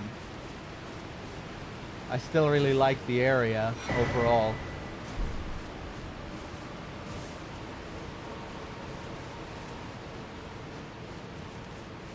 I think it's kind of cool that they dedicated a part of the map to a sort of set piece like this. Even if gameplay-wise it's fairly rudimentary stuff, you know, there's stealthing through them. It's still kind of nice to see them do something a bit different with the map. But yeah, it'd be cool if there was just something a little bit more to find, you know, some other secret to find within the map itself, outside of just the dungeon.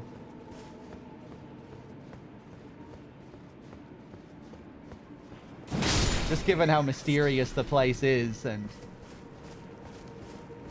all the focus on the frenzied flame. Yeah, frenzied swamp.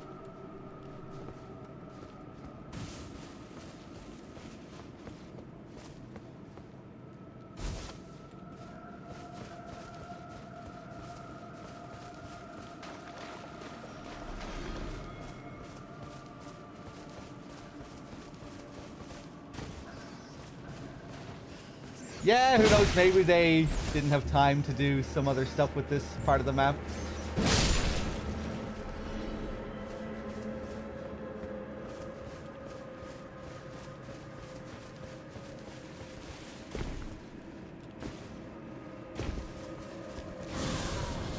Whoop, no.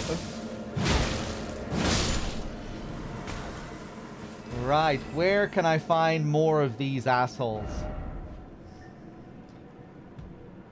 If we go to the church ruins and move from there, I think we'll find some more of them.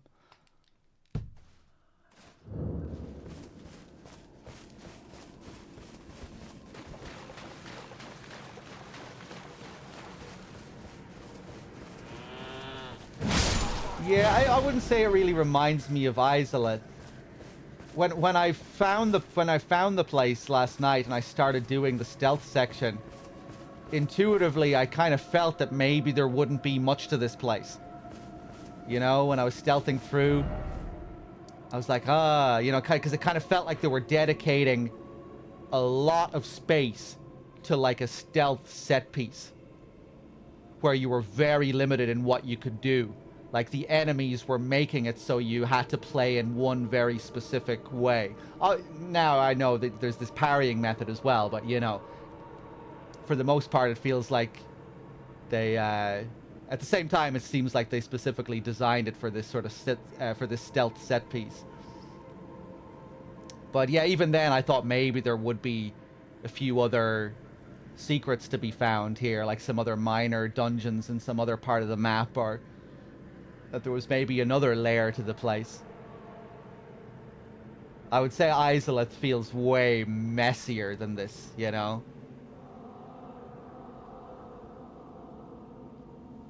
With all the copy-pasted enemies and that one specific area near the end and the bed of chaos.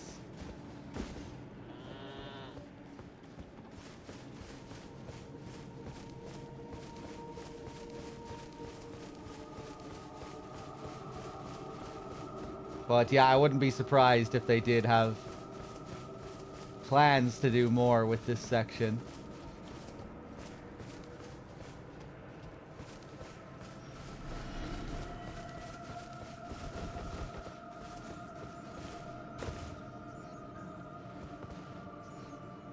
Right, where the hell am I going?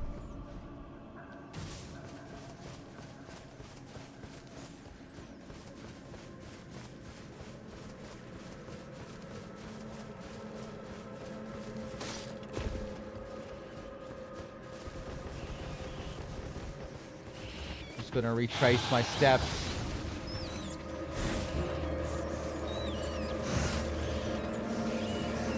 Yeah. Leave me alone.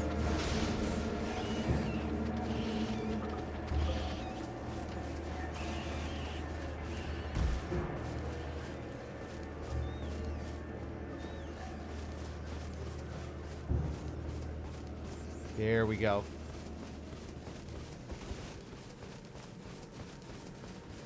Let me read these messages again. Make not a sound. Combat is not an option.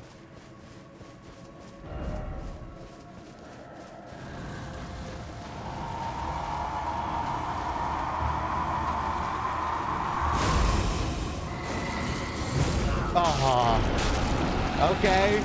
Yeah, no, I guess you still need to wait a second after he pulls it out. It's so hard to get the timing right, man.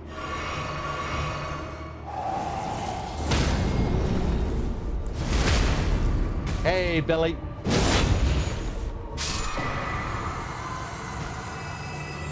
Oh. Aged One's Exaltation.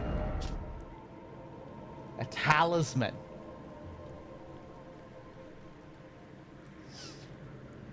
A talisman depicting the exaltation of the aging untouchable, whose head resembles a sprig of ripe grapes. Raises attack power when madness is triggered in the vicinity. Gift your madness to our Lord. Bless our brethren with grapes. Take care that they fully ripen.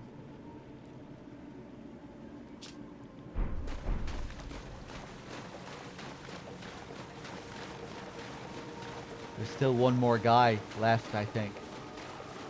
That's cool. There's two more left. There's this guy and there's that guy who is hidden away all the way at the back.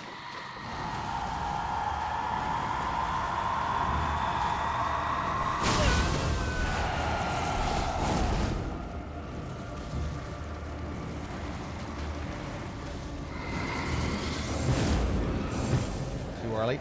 Oh, wow, what? Is that like a partial parry? Oh, no.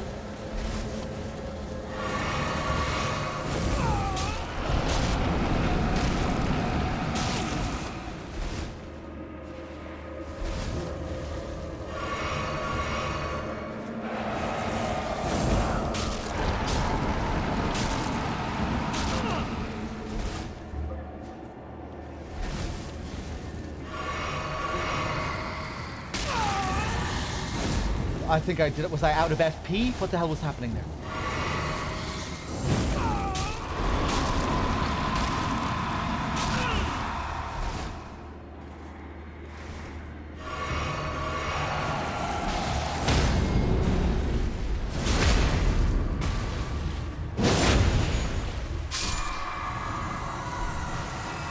Just a regular grape.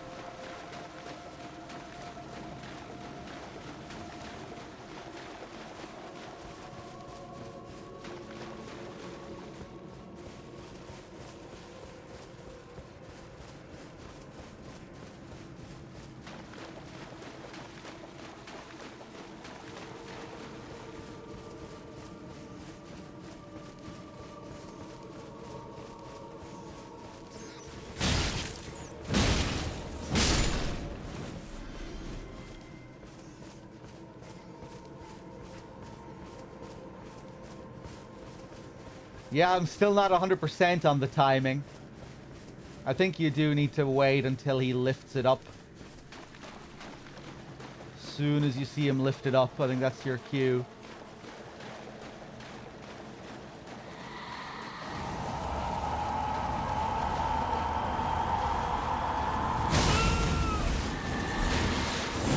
Oh.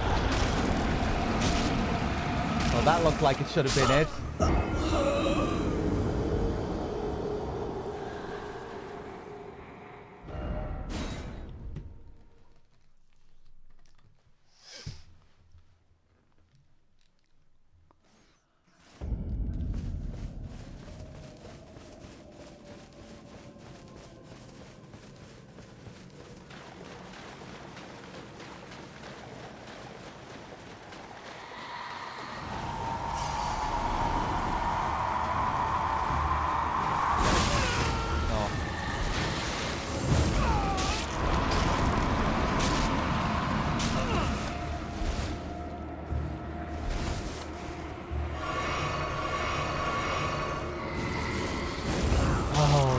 God, man. Ah, Jesus.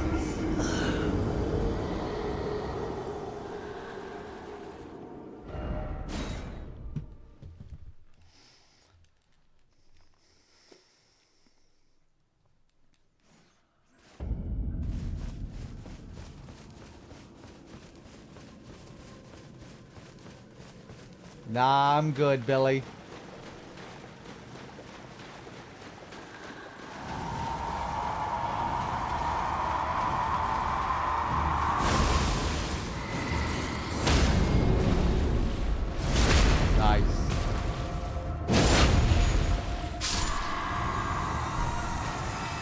Okay, I think that's all of them. So it isn't really about killing all of them to get a reward once they're all gone. It seems like it's just that one specific one that has a talisman. Unless I'm still missing another one. That's bright.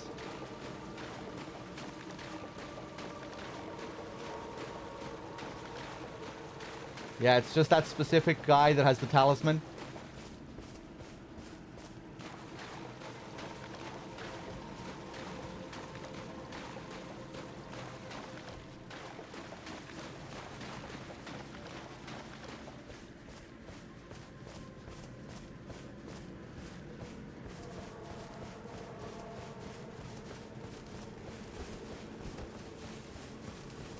I don't want beer or M&Ms. I mean, there are many, many days where I don't have beer and M&Ms, Pew.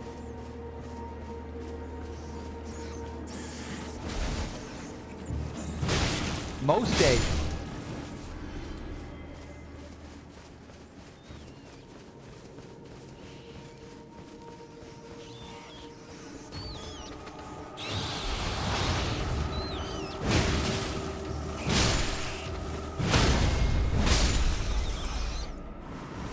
Okay, fuck it. Let me just ask straight up then. Is there anything else that I need to find in this DLC? Is there anything really... Is there anything outside of minor dungeons? And, like, mines? Smithing dungeons? I'm sure I missed a couple of those. Don't think so? Nothing outside of minor dungeons?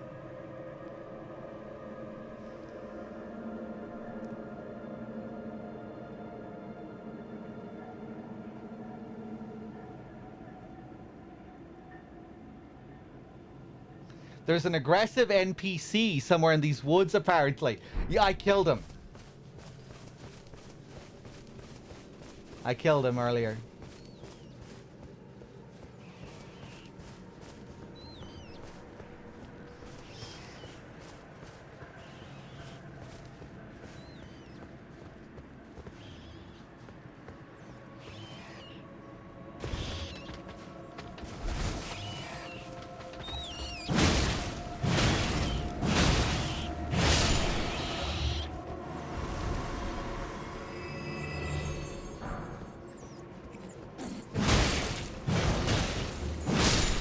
Yeah, he's not exactly well hidden. You know, he's patrolling up one of the main paths.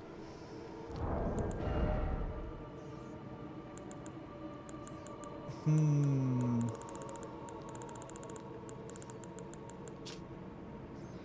Oh yeah, isn't this what we got from him? His name was Madding something or other. I never looked at this. A glove stitched together from the flayed skin of the victims of a butcherous bloodbath. Afflicts target with madness. Raises attack power when madness is triggered in the vicinity. Forged of an unyielding black impulse toward revenge, fostered in those who were hunted down as heretics by their own brethren. These are the weapons of the utterly downtrodden.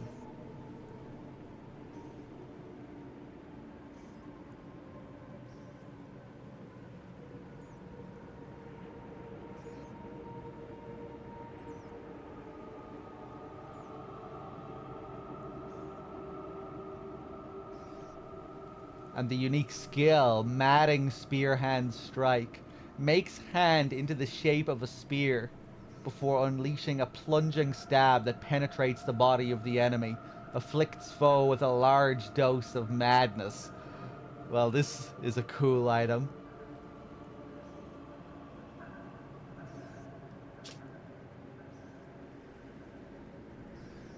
Weapon.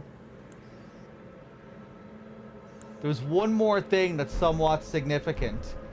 Okay, fuck it. You just tell me now. I feel like I'm at the point in the DLC where I'm happy with what I've done, and you know, you can just point me to other dungeons and stuff that I haven't seen. I don't care.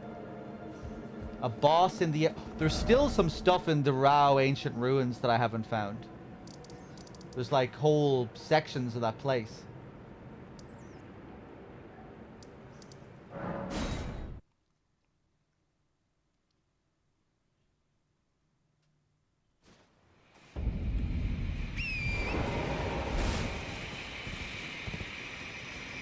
There's a spot over here with a giant that I haven't been to.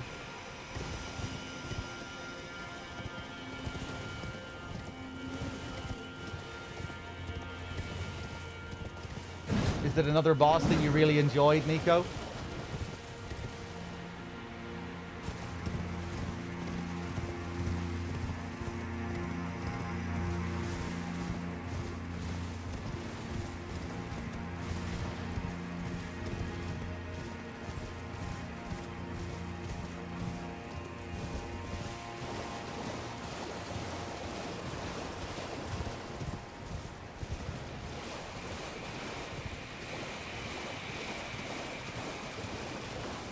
Man, this place.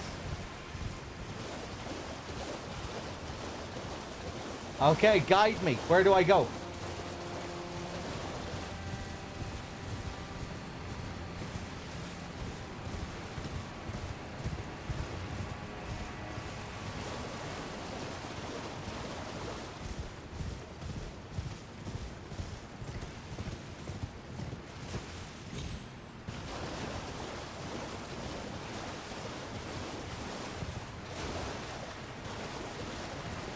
This building out in the middle. Yeah, how do I get there? Maybe I can get there easily enough with some of the stuff that I found at the end of the last session when I was around here.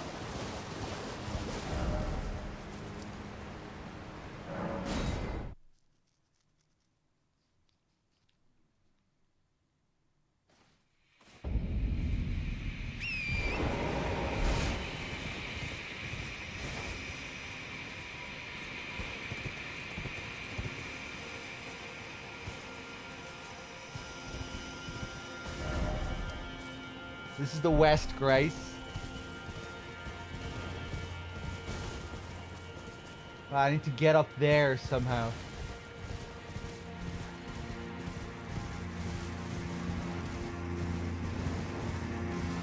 I'm getting the sense that you don't know how I should get to where I need to go. Do I want to know? Yeah, I've asked a few times. I said that you can just tell me anything now. Heinous, backseat away, say whatever you want to say.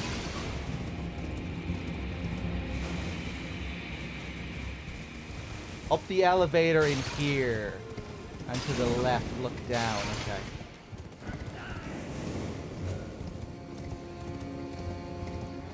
Oh, I thought there was an elevator here.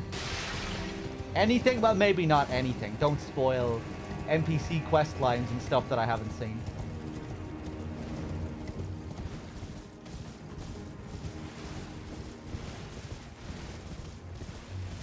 Wait, that was the elevator? I missed it?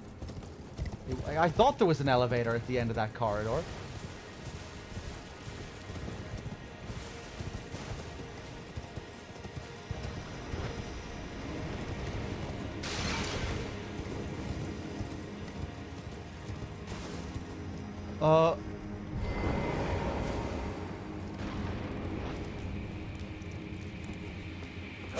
Hey, cheers, Second. Did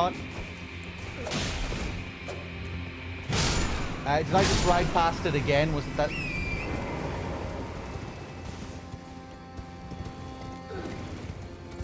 My balls. Oh, this is it. This is it. Right, yeah. Easy to mistake that for a wall, I think.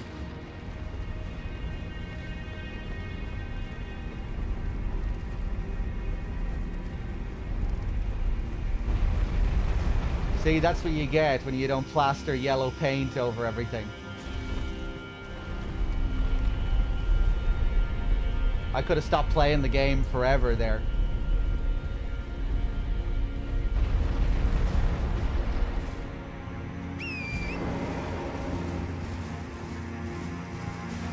You hate this place. Are you serious? How could you hate this place? This is one of the best areas in the expansion, I think.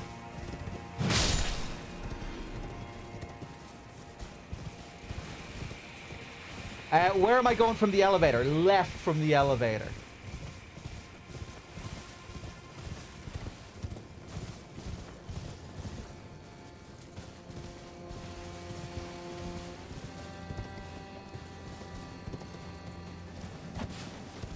That's what's so good about this part of the map, is that it's within the open world, it feels like, but at the same time it feels almost like its own dungeon with how maze-like it is.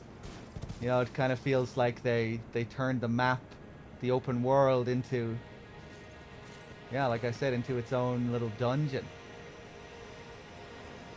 I hope we get to see more of this kind of thing if they make another big open world game. Right, so this is the whole section that I missed.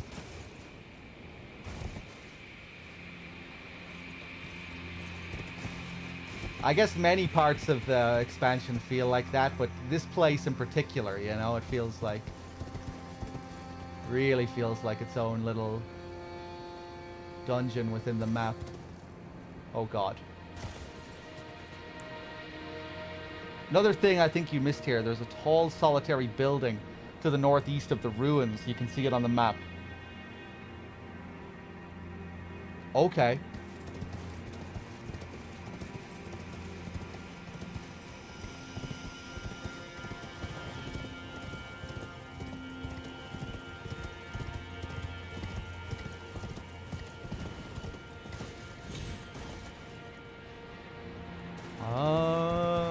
Okay, let's take a look over here first. Ichiban.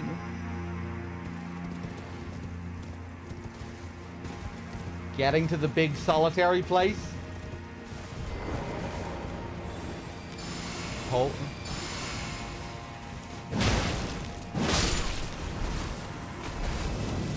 Remember the building you were trying to parkour with the big flower plant enemy?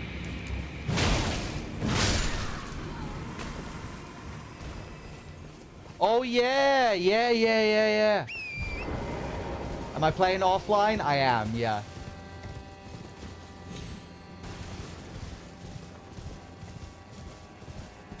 I don't like all those blotchy cum stains all over the map.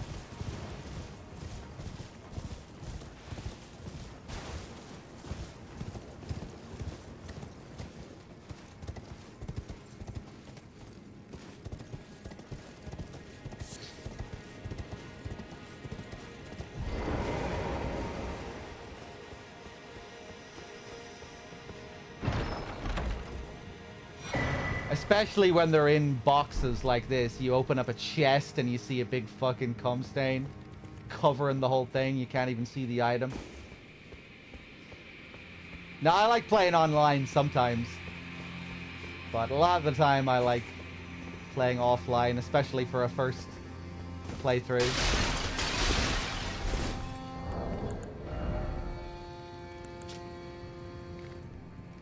Talisman of all crucibles. A giant mass of intermingling crucible attributes. Reduces damage taken from critical hits and headshots, and improves the effectiveness of rolling and backstepping, but also increases damage taken at all times.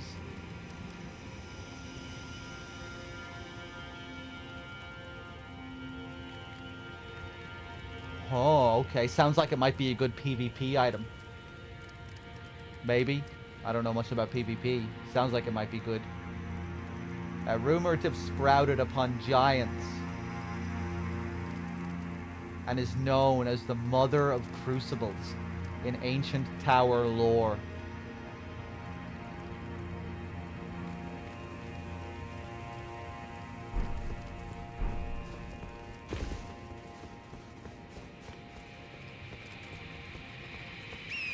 Is this a rerun stream? No.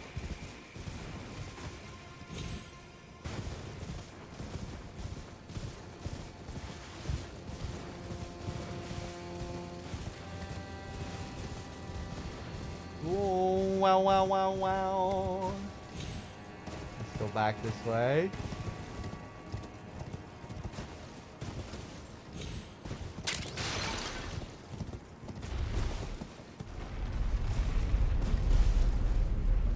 MJ with the 33, thank you.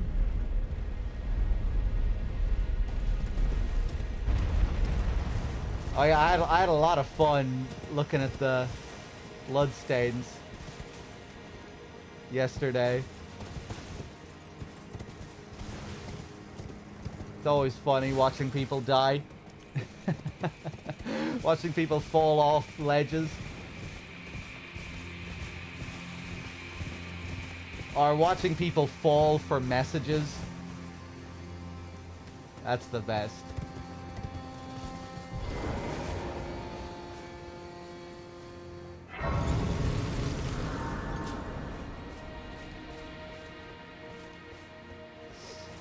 Hey, cheers again, MJ. Okay, we're here.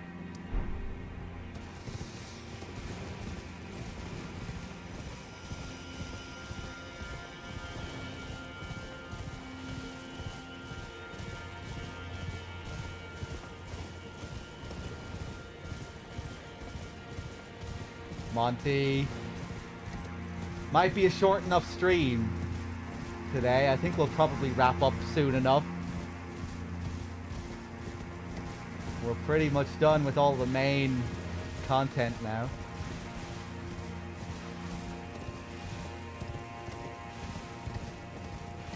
Just clearing up some loose ends.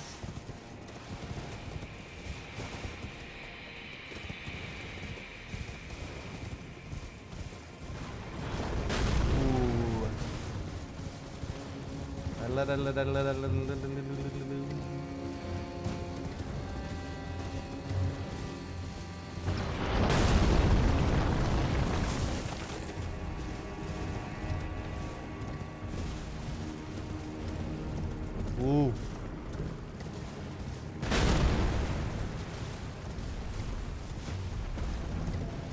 Going down.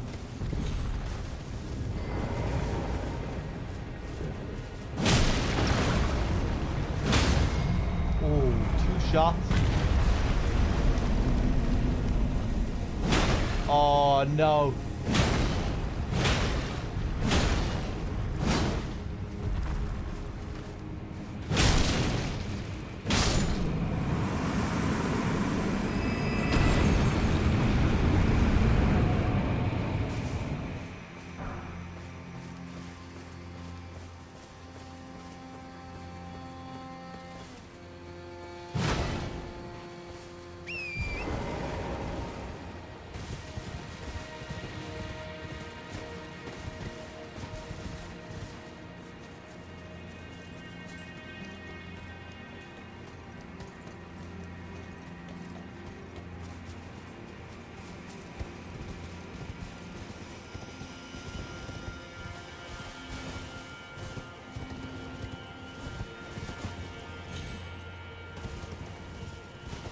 Ooh, here we go.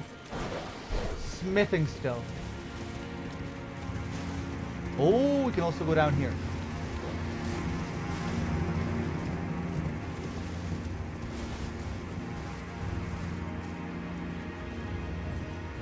Is this also new down here? Have I been here? Fuck it, drop.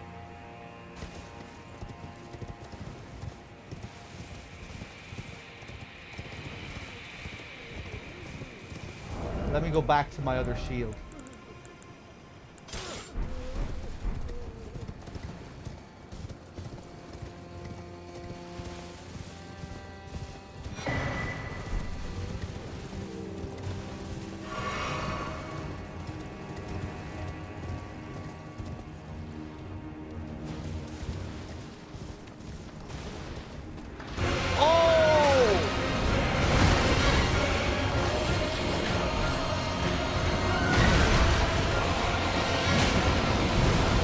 Okay, I know your pattern.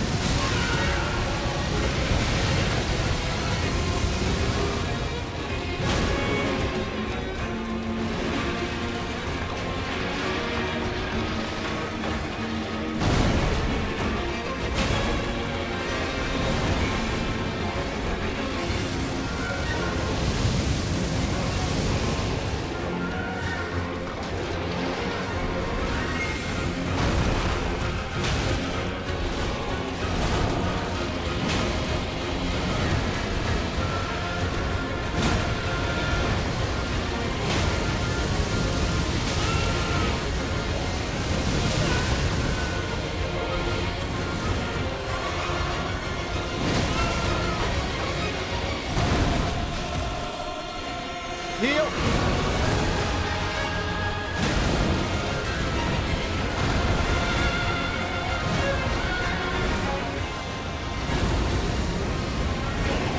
Oh my god!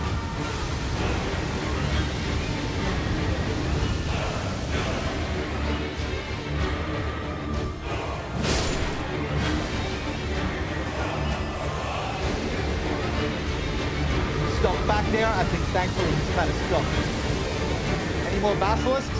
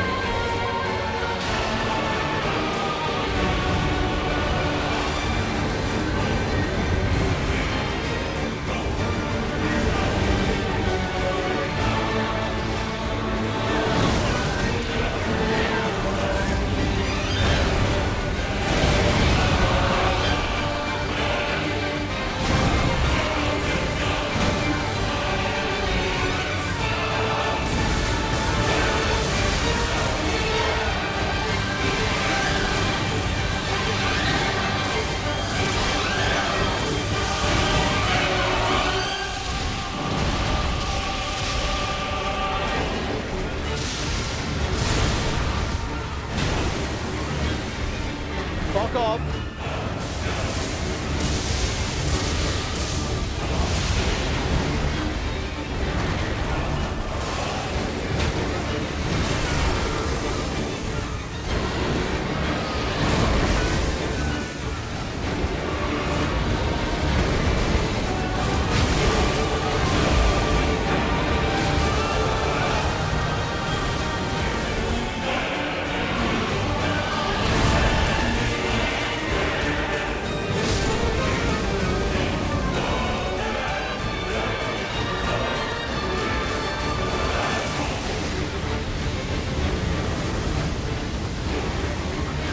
Come here, you little shit.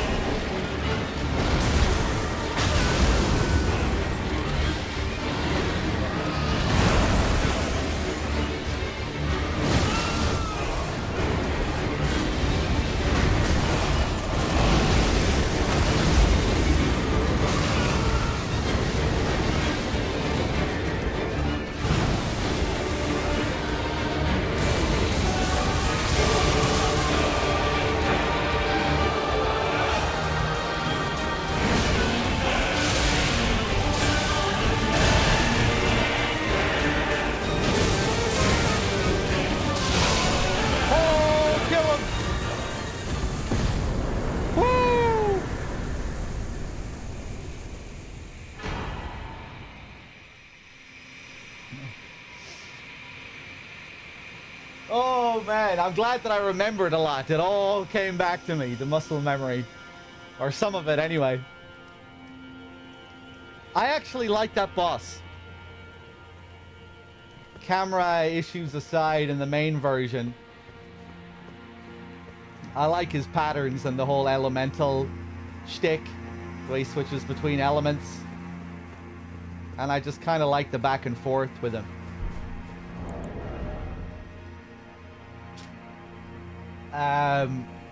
And just a really cool visual design, of course. The Tempest of the Dancing Lion, wielded as an incantation.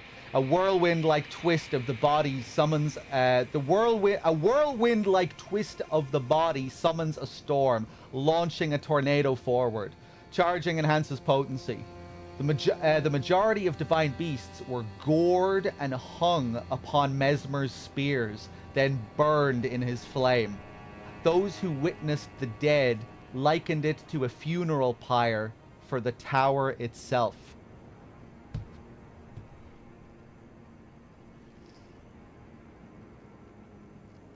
Gruesome.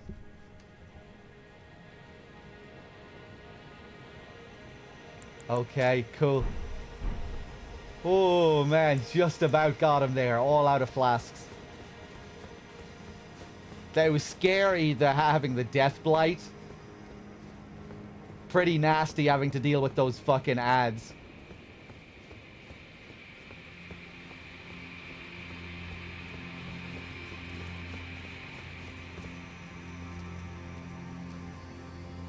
I saw the video of him without the cloak. Yeah. It looks really cool. Seeing the two of them there.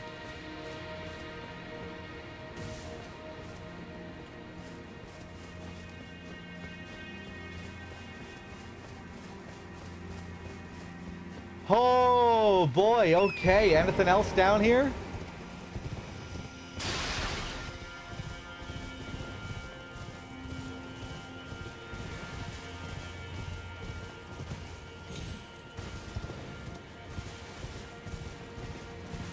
I love that chomping sound effect when he clamps his teeth together, and just the visual of the hand holding the lower jaw up. Something really disturbing about that. That one hand you see sticking up, keeping the mask in place.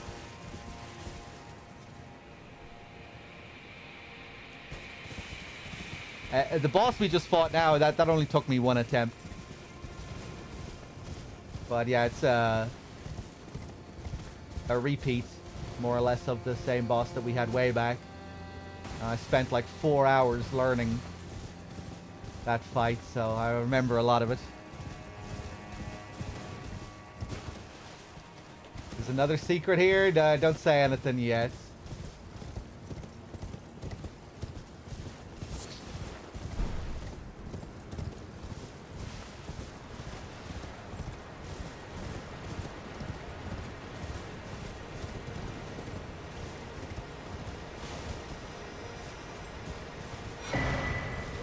Oh.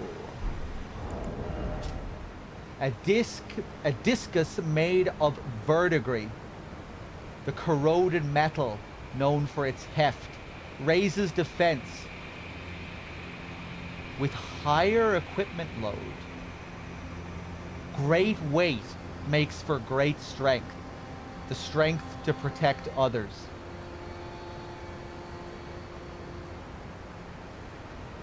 The higher your equipment load, the higher your defense becomes.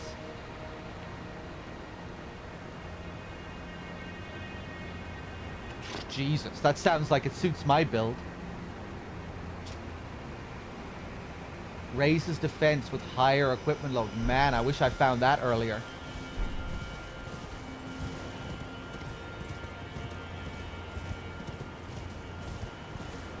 I wonder what kind of buff you get. Good to see you, Storm. You caught up with the VODs. Did you enjoy our mad little boss fight?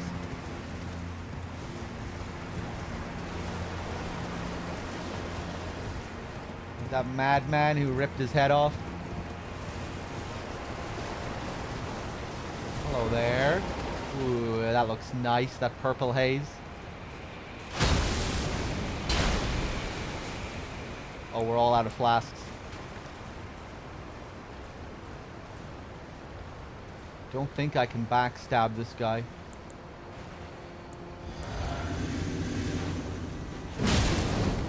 Oh my god.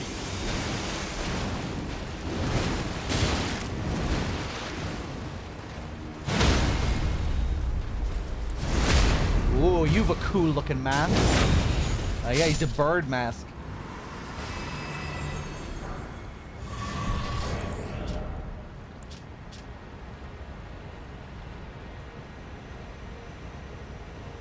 Armor of Divine Bird Warriors.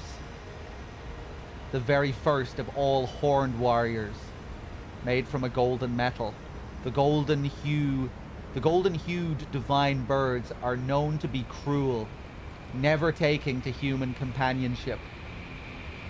Those who invoked their divinity were few and far between.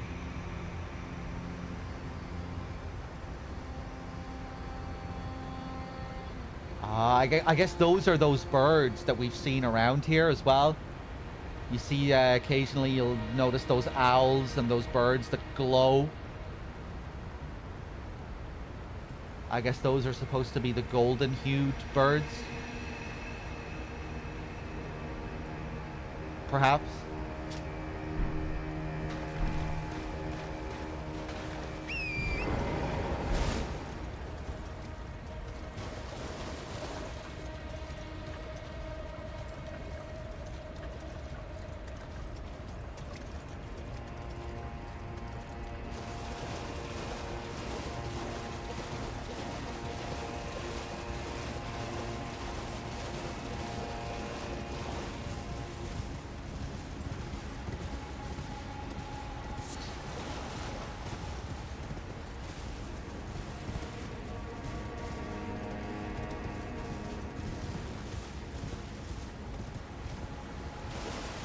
Just a very pretty game.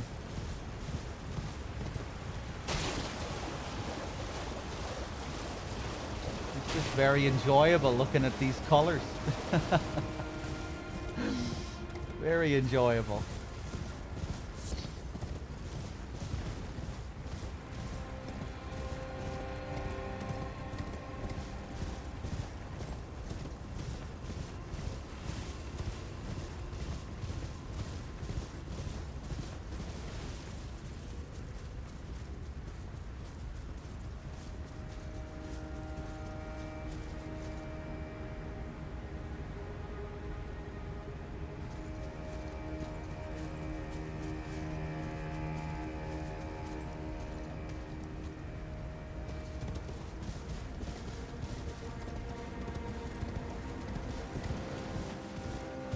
I don't think I can get back up to where I was from here.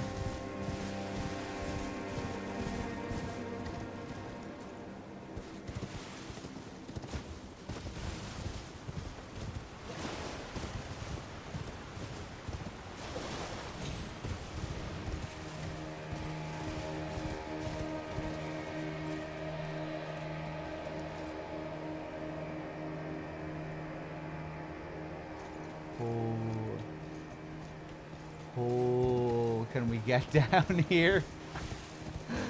I think we might be able to get down there. No.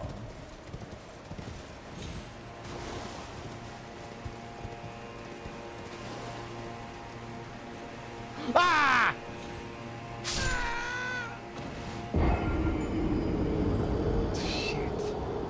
Kind of looked like I might have been able to get down to that platform over there. I don't think so. Ah, shit. Ah!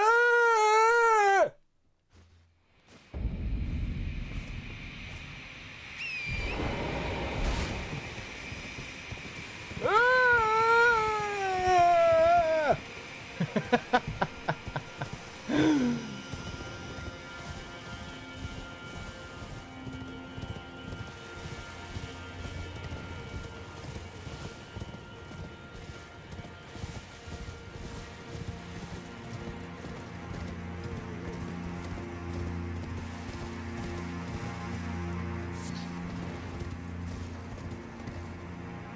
Whoa.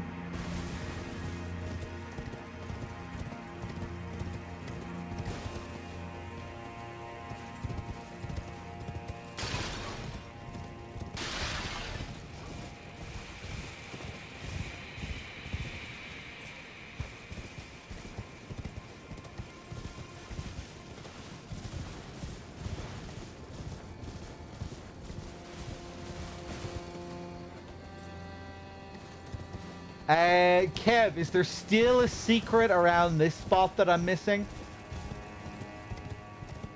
Still in this area?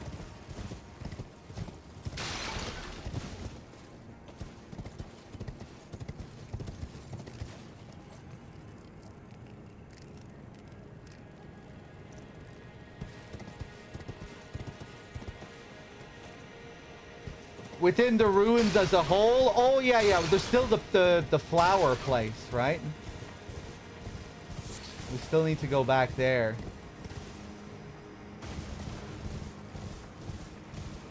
That's what you're referring to? Okay. Fuck it, let's do that. Crow was saying it's kind of bullshit what you need to do to get up there. Let's go back up to the ruins here. Want direction? I think I might just let you tell me where to go here. I think I'm satisfied with what I've accomplished so far by myself. When it comes to a couple of the loose ends that we have left, I think I'm okay with being told where to go. Fuck it, yeah, just tell me where to go. Heinous.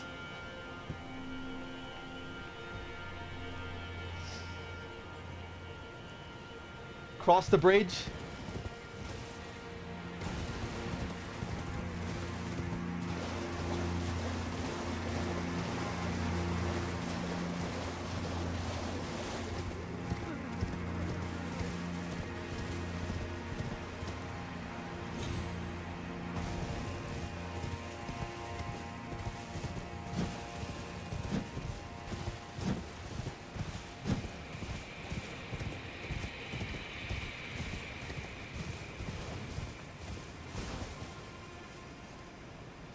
Under the tunnels and to the right to the Spirit Spring. Jump from the Spirit Spring facing north.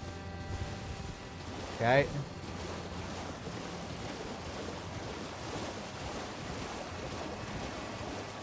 Oh.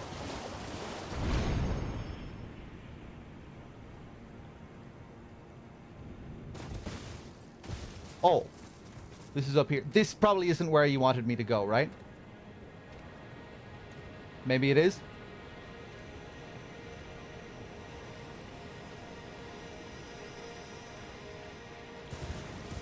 Oh, this fucking... Oh. The old classic.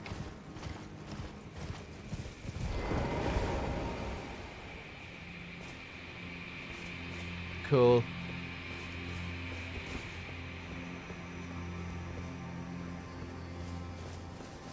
The old classic invisible bridge.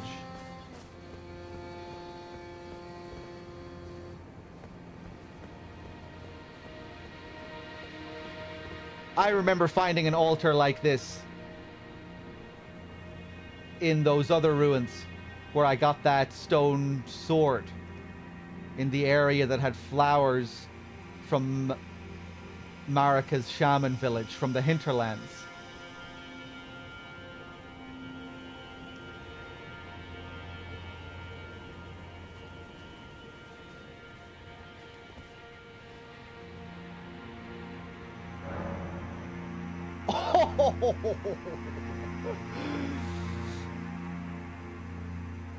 Oh boy, we actually have to use the stone sword here. Oh man, I wasn't expecting that. That's very satisfying.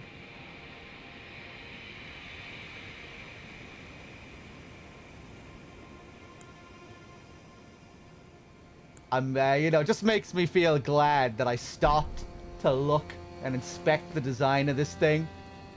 Maybe I wouldn't have remembered it otherwise. And now I get this cool little moment.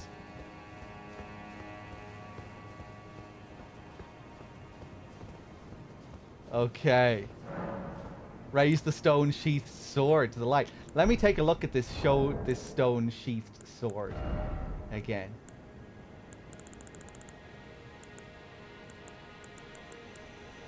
A sword that none can pull from its scabbard of cracked stone.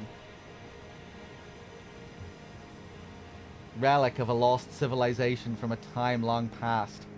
Said to have served a ritual purpose at altars of light and darkness.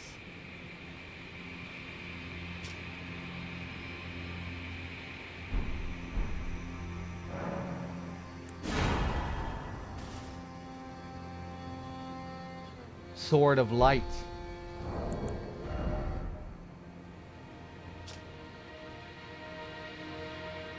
Sword of light pulled from its stone scabbard at an altar. From the quick of the root, unswerving rays of light intersect and reflect to give the silver blade form.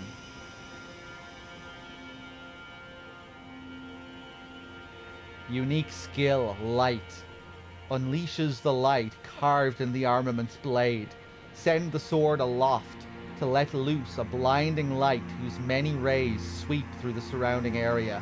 Also temporarily boosts one's own holy attacks. Okay.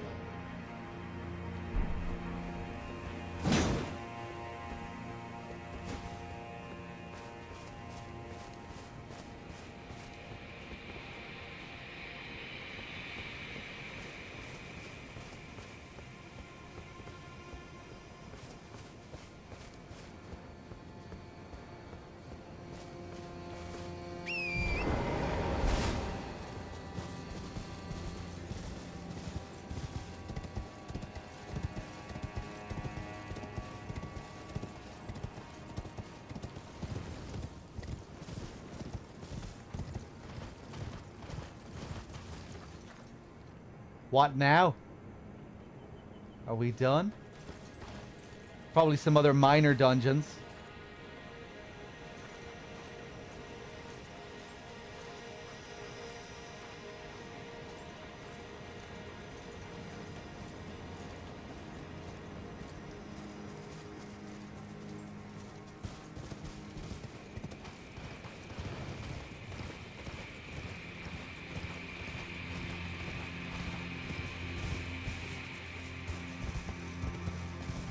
There's the Altar of Darkness as well. Oh, there's another one of these.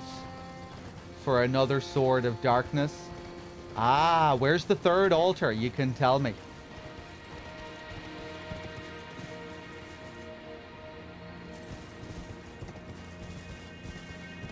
This is only the second one that I found. It's in a dungeon somewhere. It's quite mysterious, those ruins of Unta, or whatever it was called. That spot with all the same flowers that you saw from the hinterlands. Those Hornsent dressed in rags as well that look kind of typically shaman-esque. And I think they're all women. The ones that are dressed like that. Some of the visuals really make me think that they're trying to draw an association between Marika's people and the Hornsent. But I might just be pulling that out of my ass. Are any people theorizing that Marika might be cut from the same cloth as the Hornsent?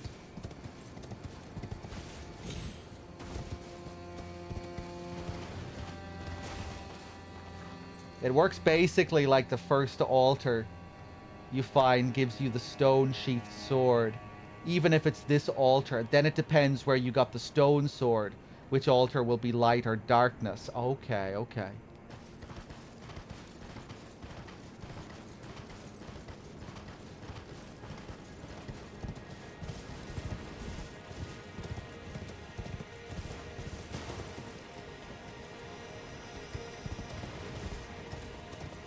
It's in the Fog Rift catacombs. Oh, I thought I found the Fog Rift.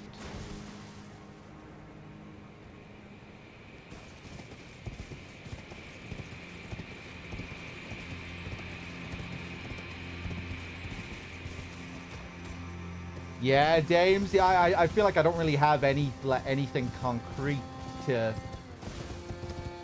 back it up. It's just kind of a feeling that I've gotten in some of the areas, just with some of the visual associations and just little things that make me wonder. It's a hidden area in there, okay.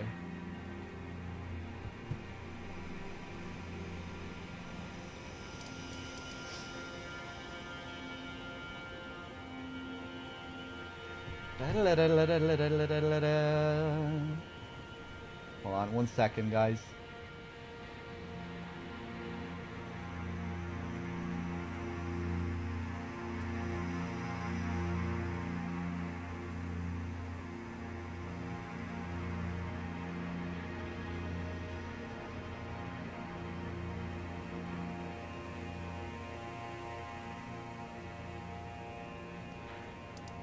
Man, it's warm.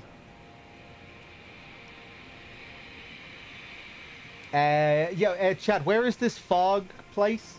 Any idea what part of the map it is?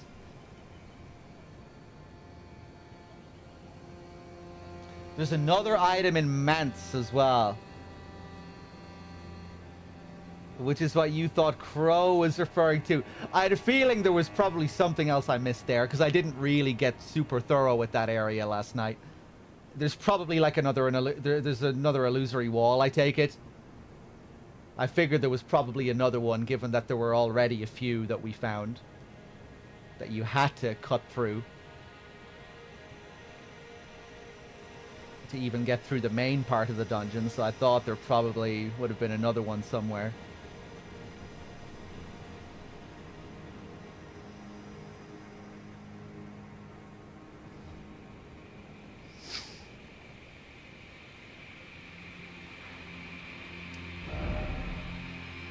Oh yeah, of course, I can just look up my... Not illusory wall, just something I missed after pulling the second lever, okay.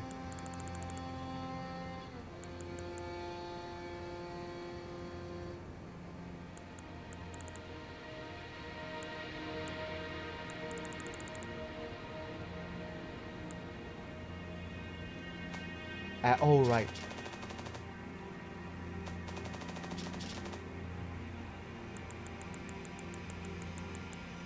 Shadow Keep.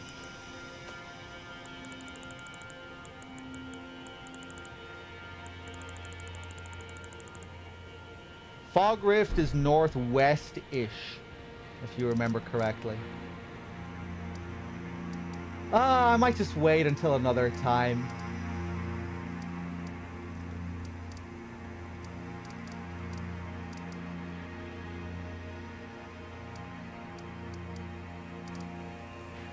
Yeah, maybe I'll just call it here for today.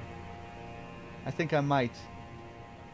Even though it's just a wee stream. But yeah, we don't have much else to do now apart from just a few loose ends. I think maybe I'll call it. You've only been here 10 minutes. Yeah, well, I'm sorry.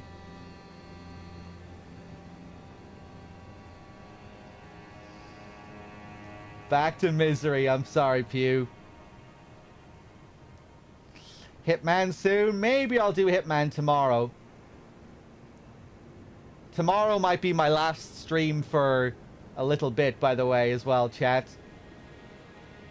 I'm going to be visiting some friends and family. I'm going to have a little bit of a summer holiday for a couple of weeks, so I'll be gone for a bit. I'll probably be gone for like 2 weeks. I hope you'll survive without me. I might do one last stream tomorrow if I can fit one in. Maybe, yeah, maybe a little Hitman session.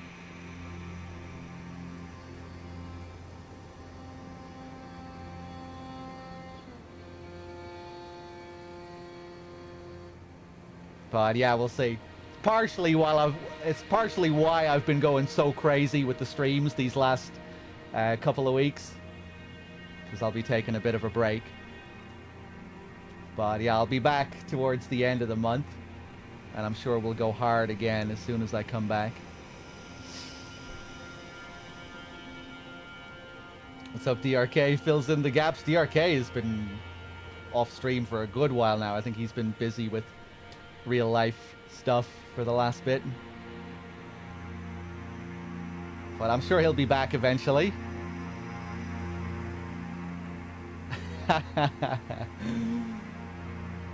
Sorry, Pew. Could I maybe do some movie nights in your absence? Yeah, I might be able to join for some movie nights as well. Maybe I'll try and fit in a stream if I can during my time off. I'll try my best to fit in maybe 1 or 2 short streams, but yeah, don't count on anything.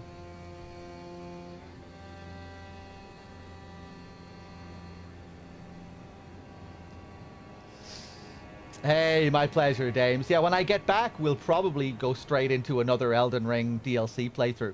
We might take Gordy the Golden into the DLC. I'm really curious to see all the stuff that I missed with the NPCs, and I think there's a lot of that stuff. It should be fun as well with all the context that we have from this first playthrough. We'll be able to dig a bit deeper into the story and talk about all that. It should be fun.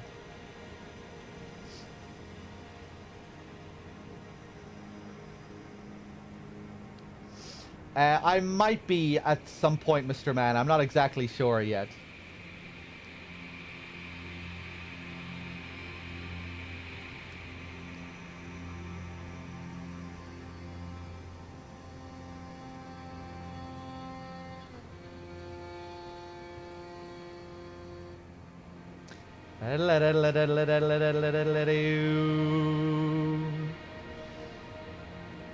Okay.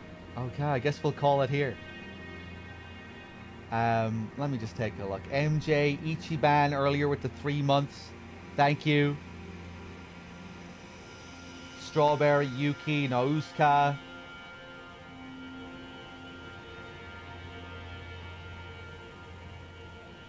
Yeah, guys. Sorry about the shorter session today, but yeah, we just didn't really have that much to do. And I'm not sure if I'm up for just wandering around getting all these little bits and pieces that I missed right now. You know, I feel like we've kind of experienced it. I'll probably wander around a bit by myself off stream, maybe, and collect some of the stuff that I missed. But yeah, we'll leave it there. And maybe you'll see me tomorrow for another... It'll probably be another short enough session tomorrow if I do come on. Maybe do a Hitman session and kill Conor McGregor.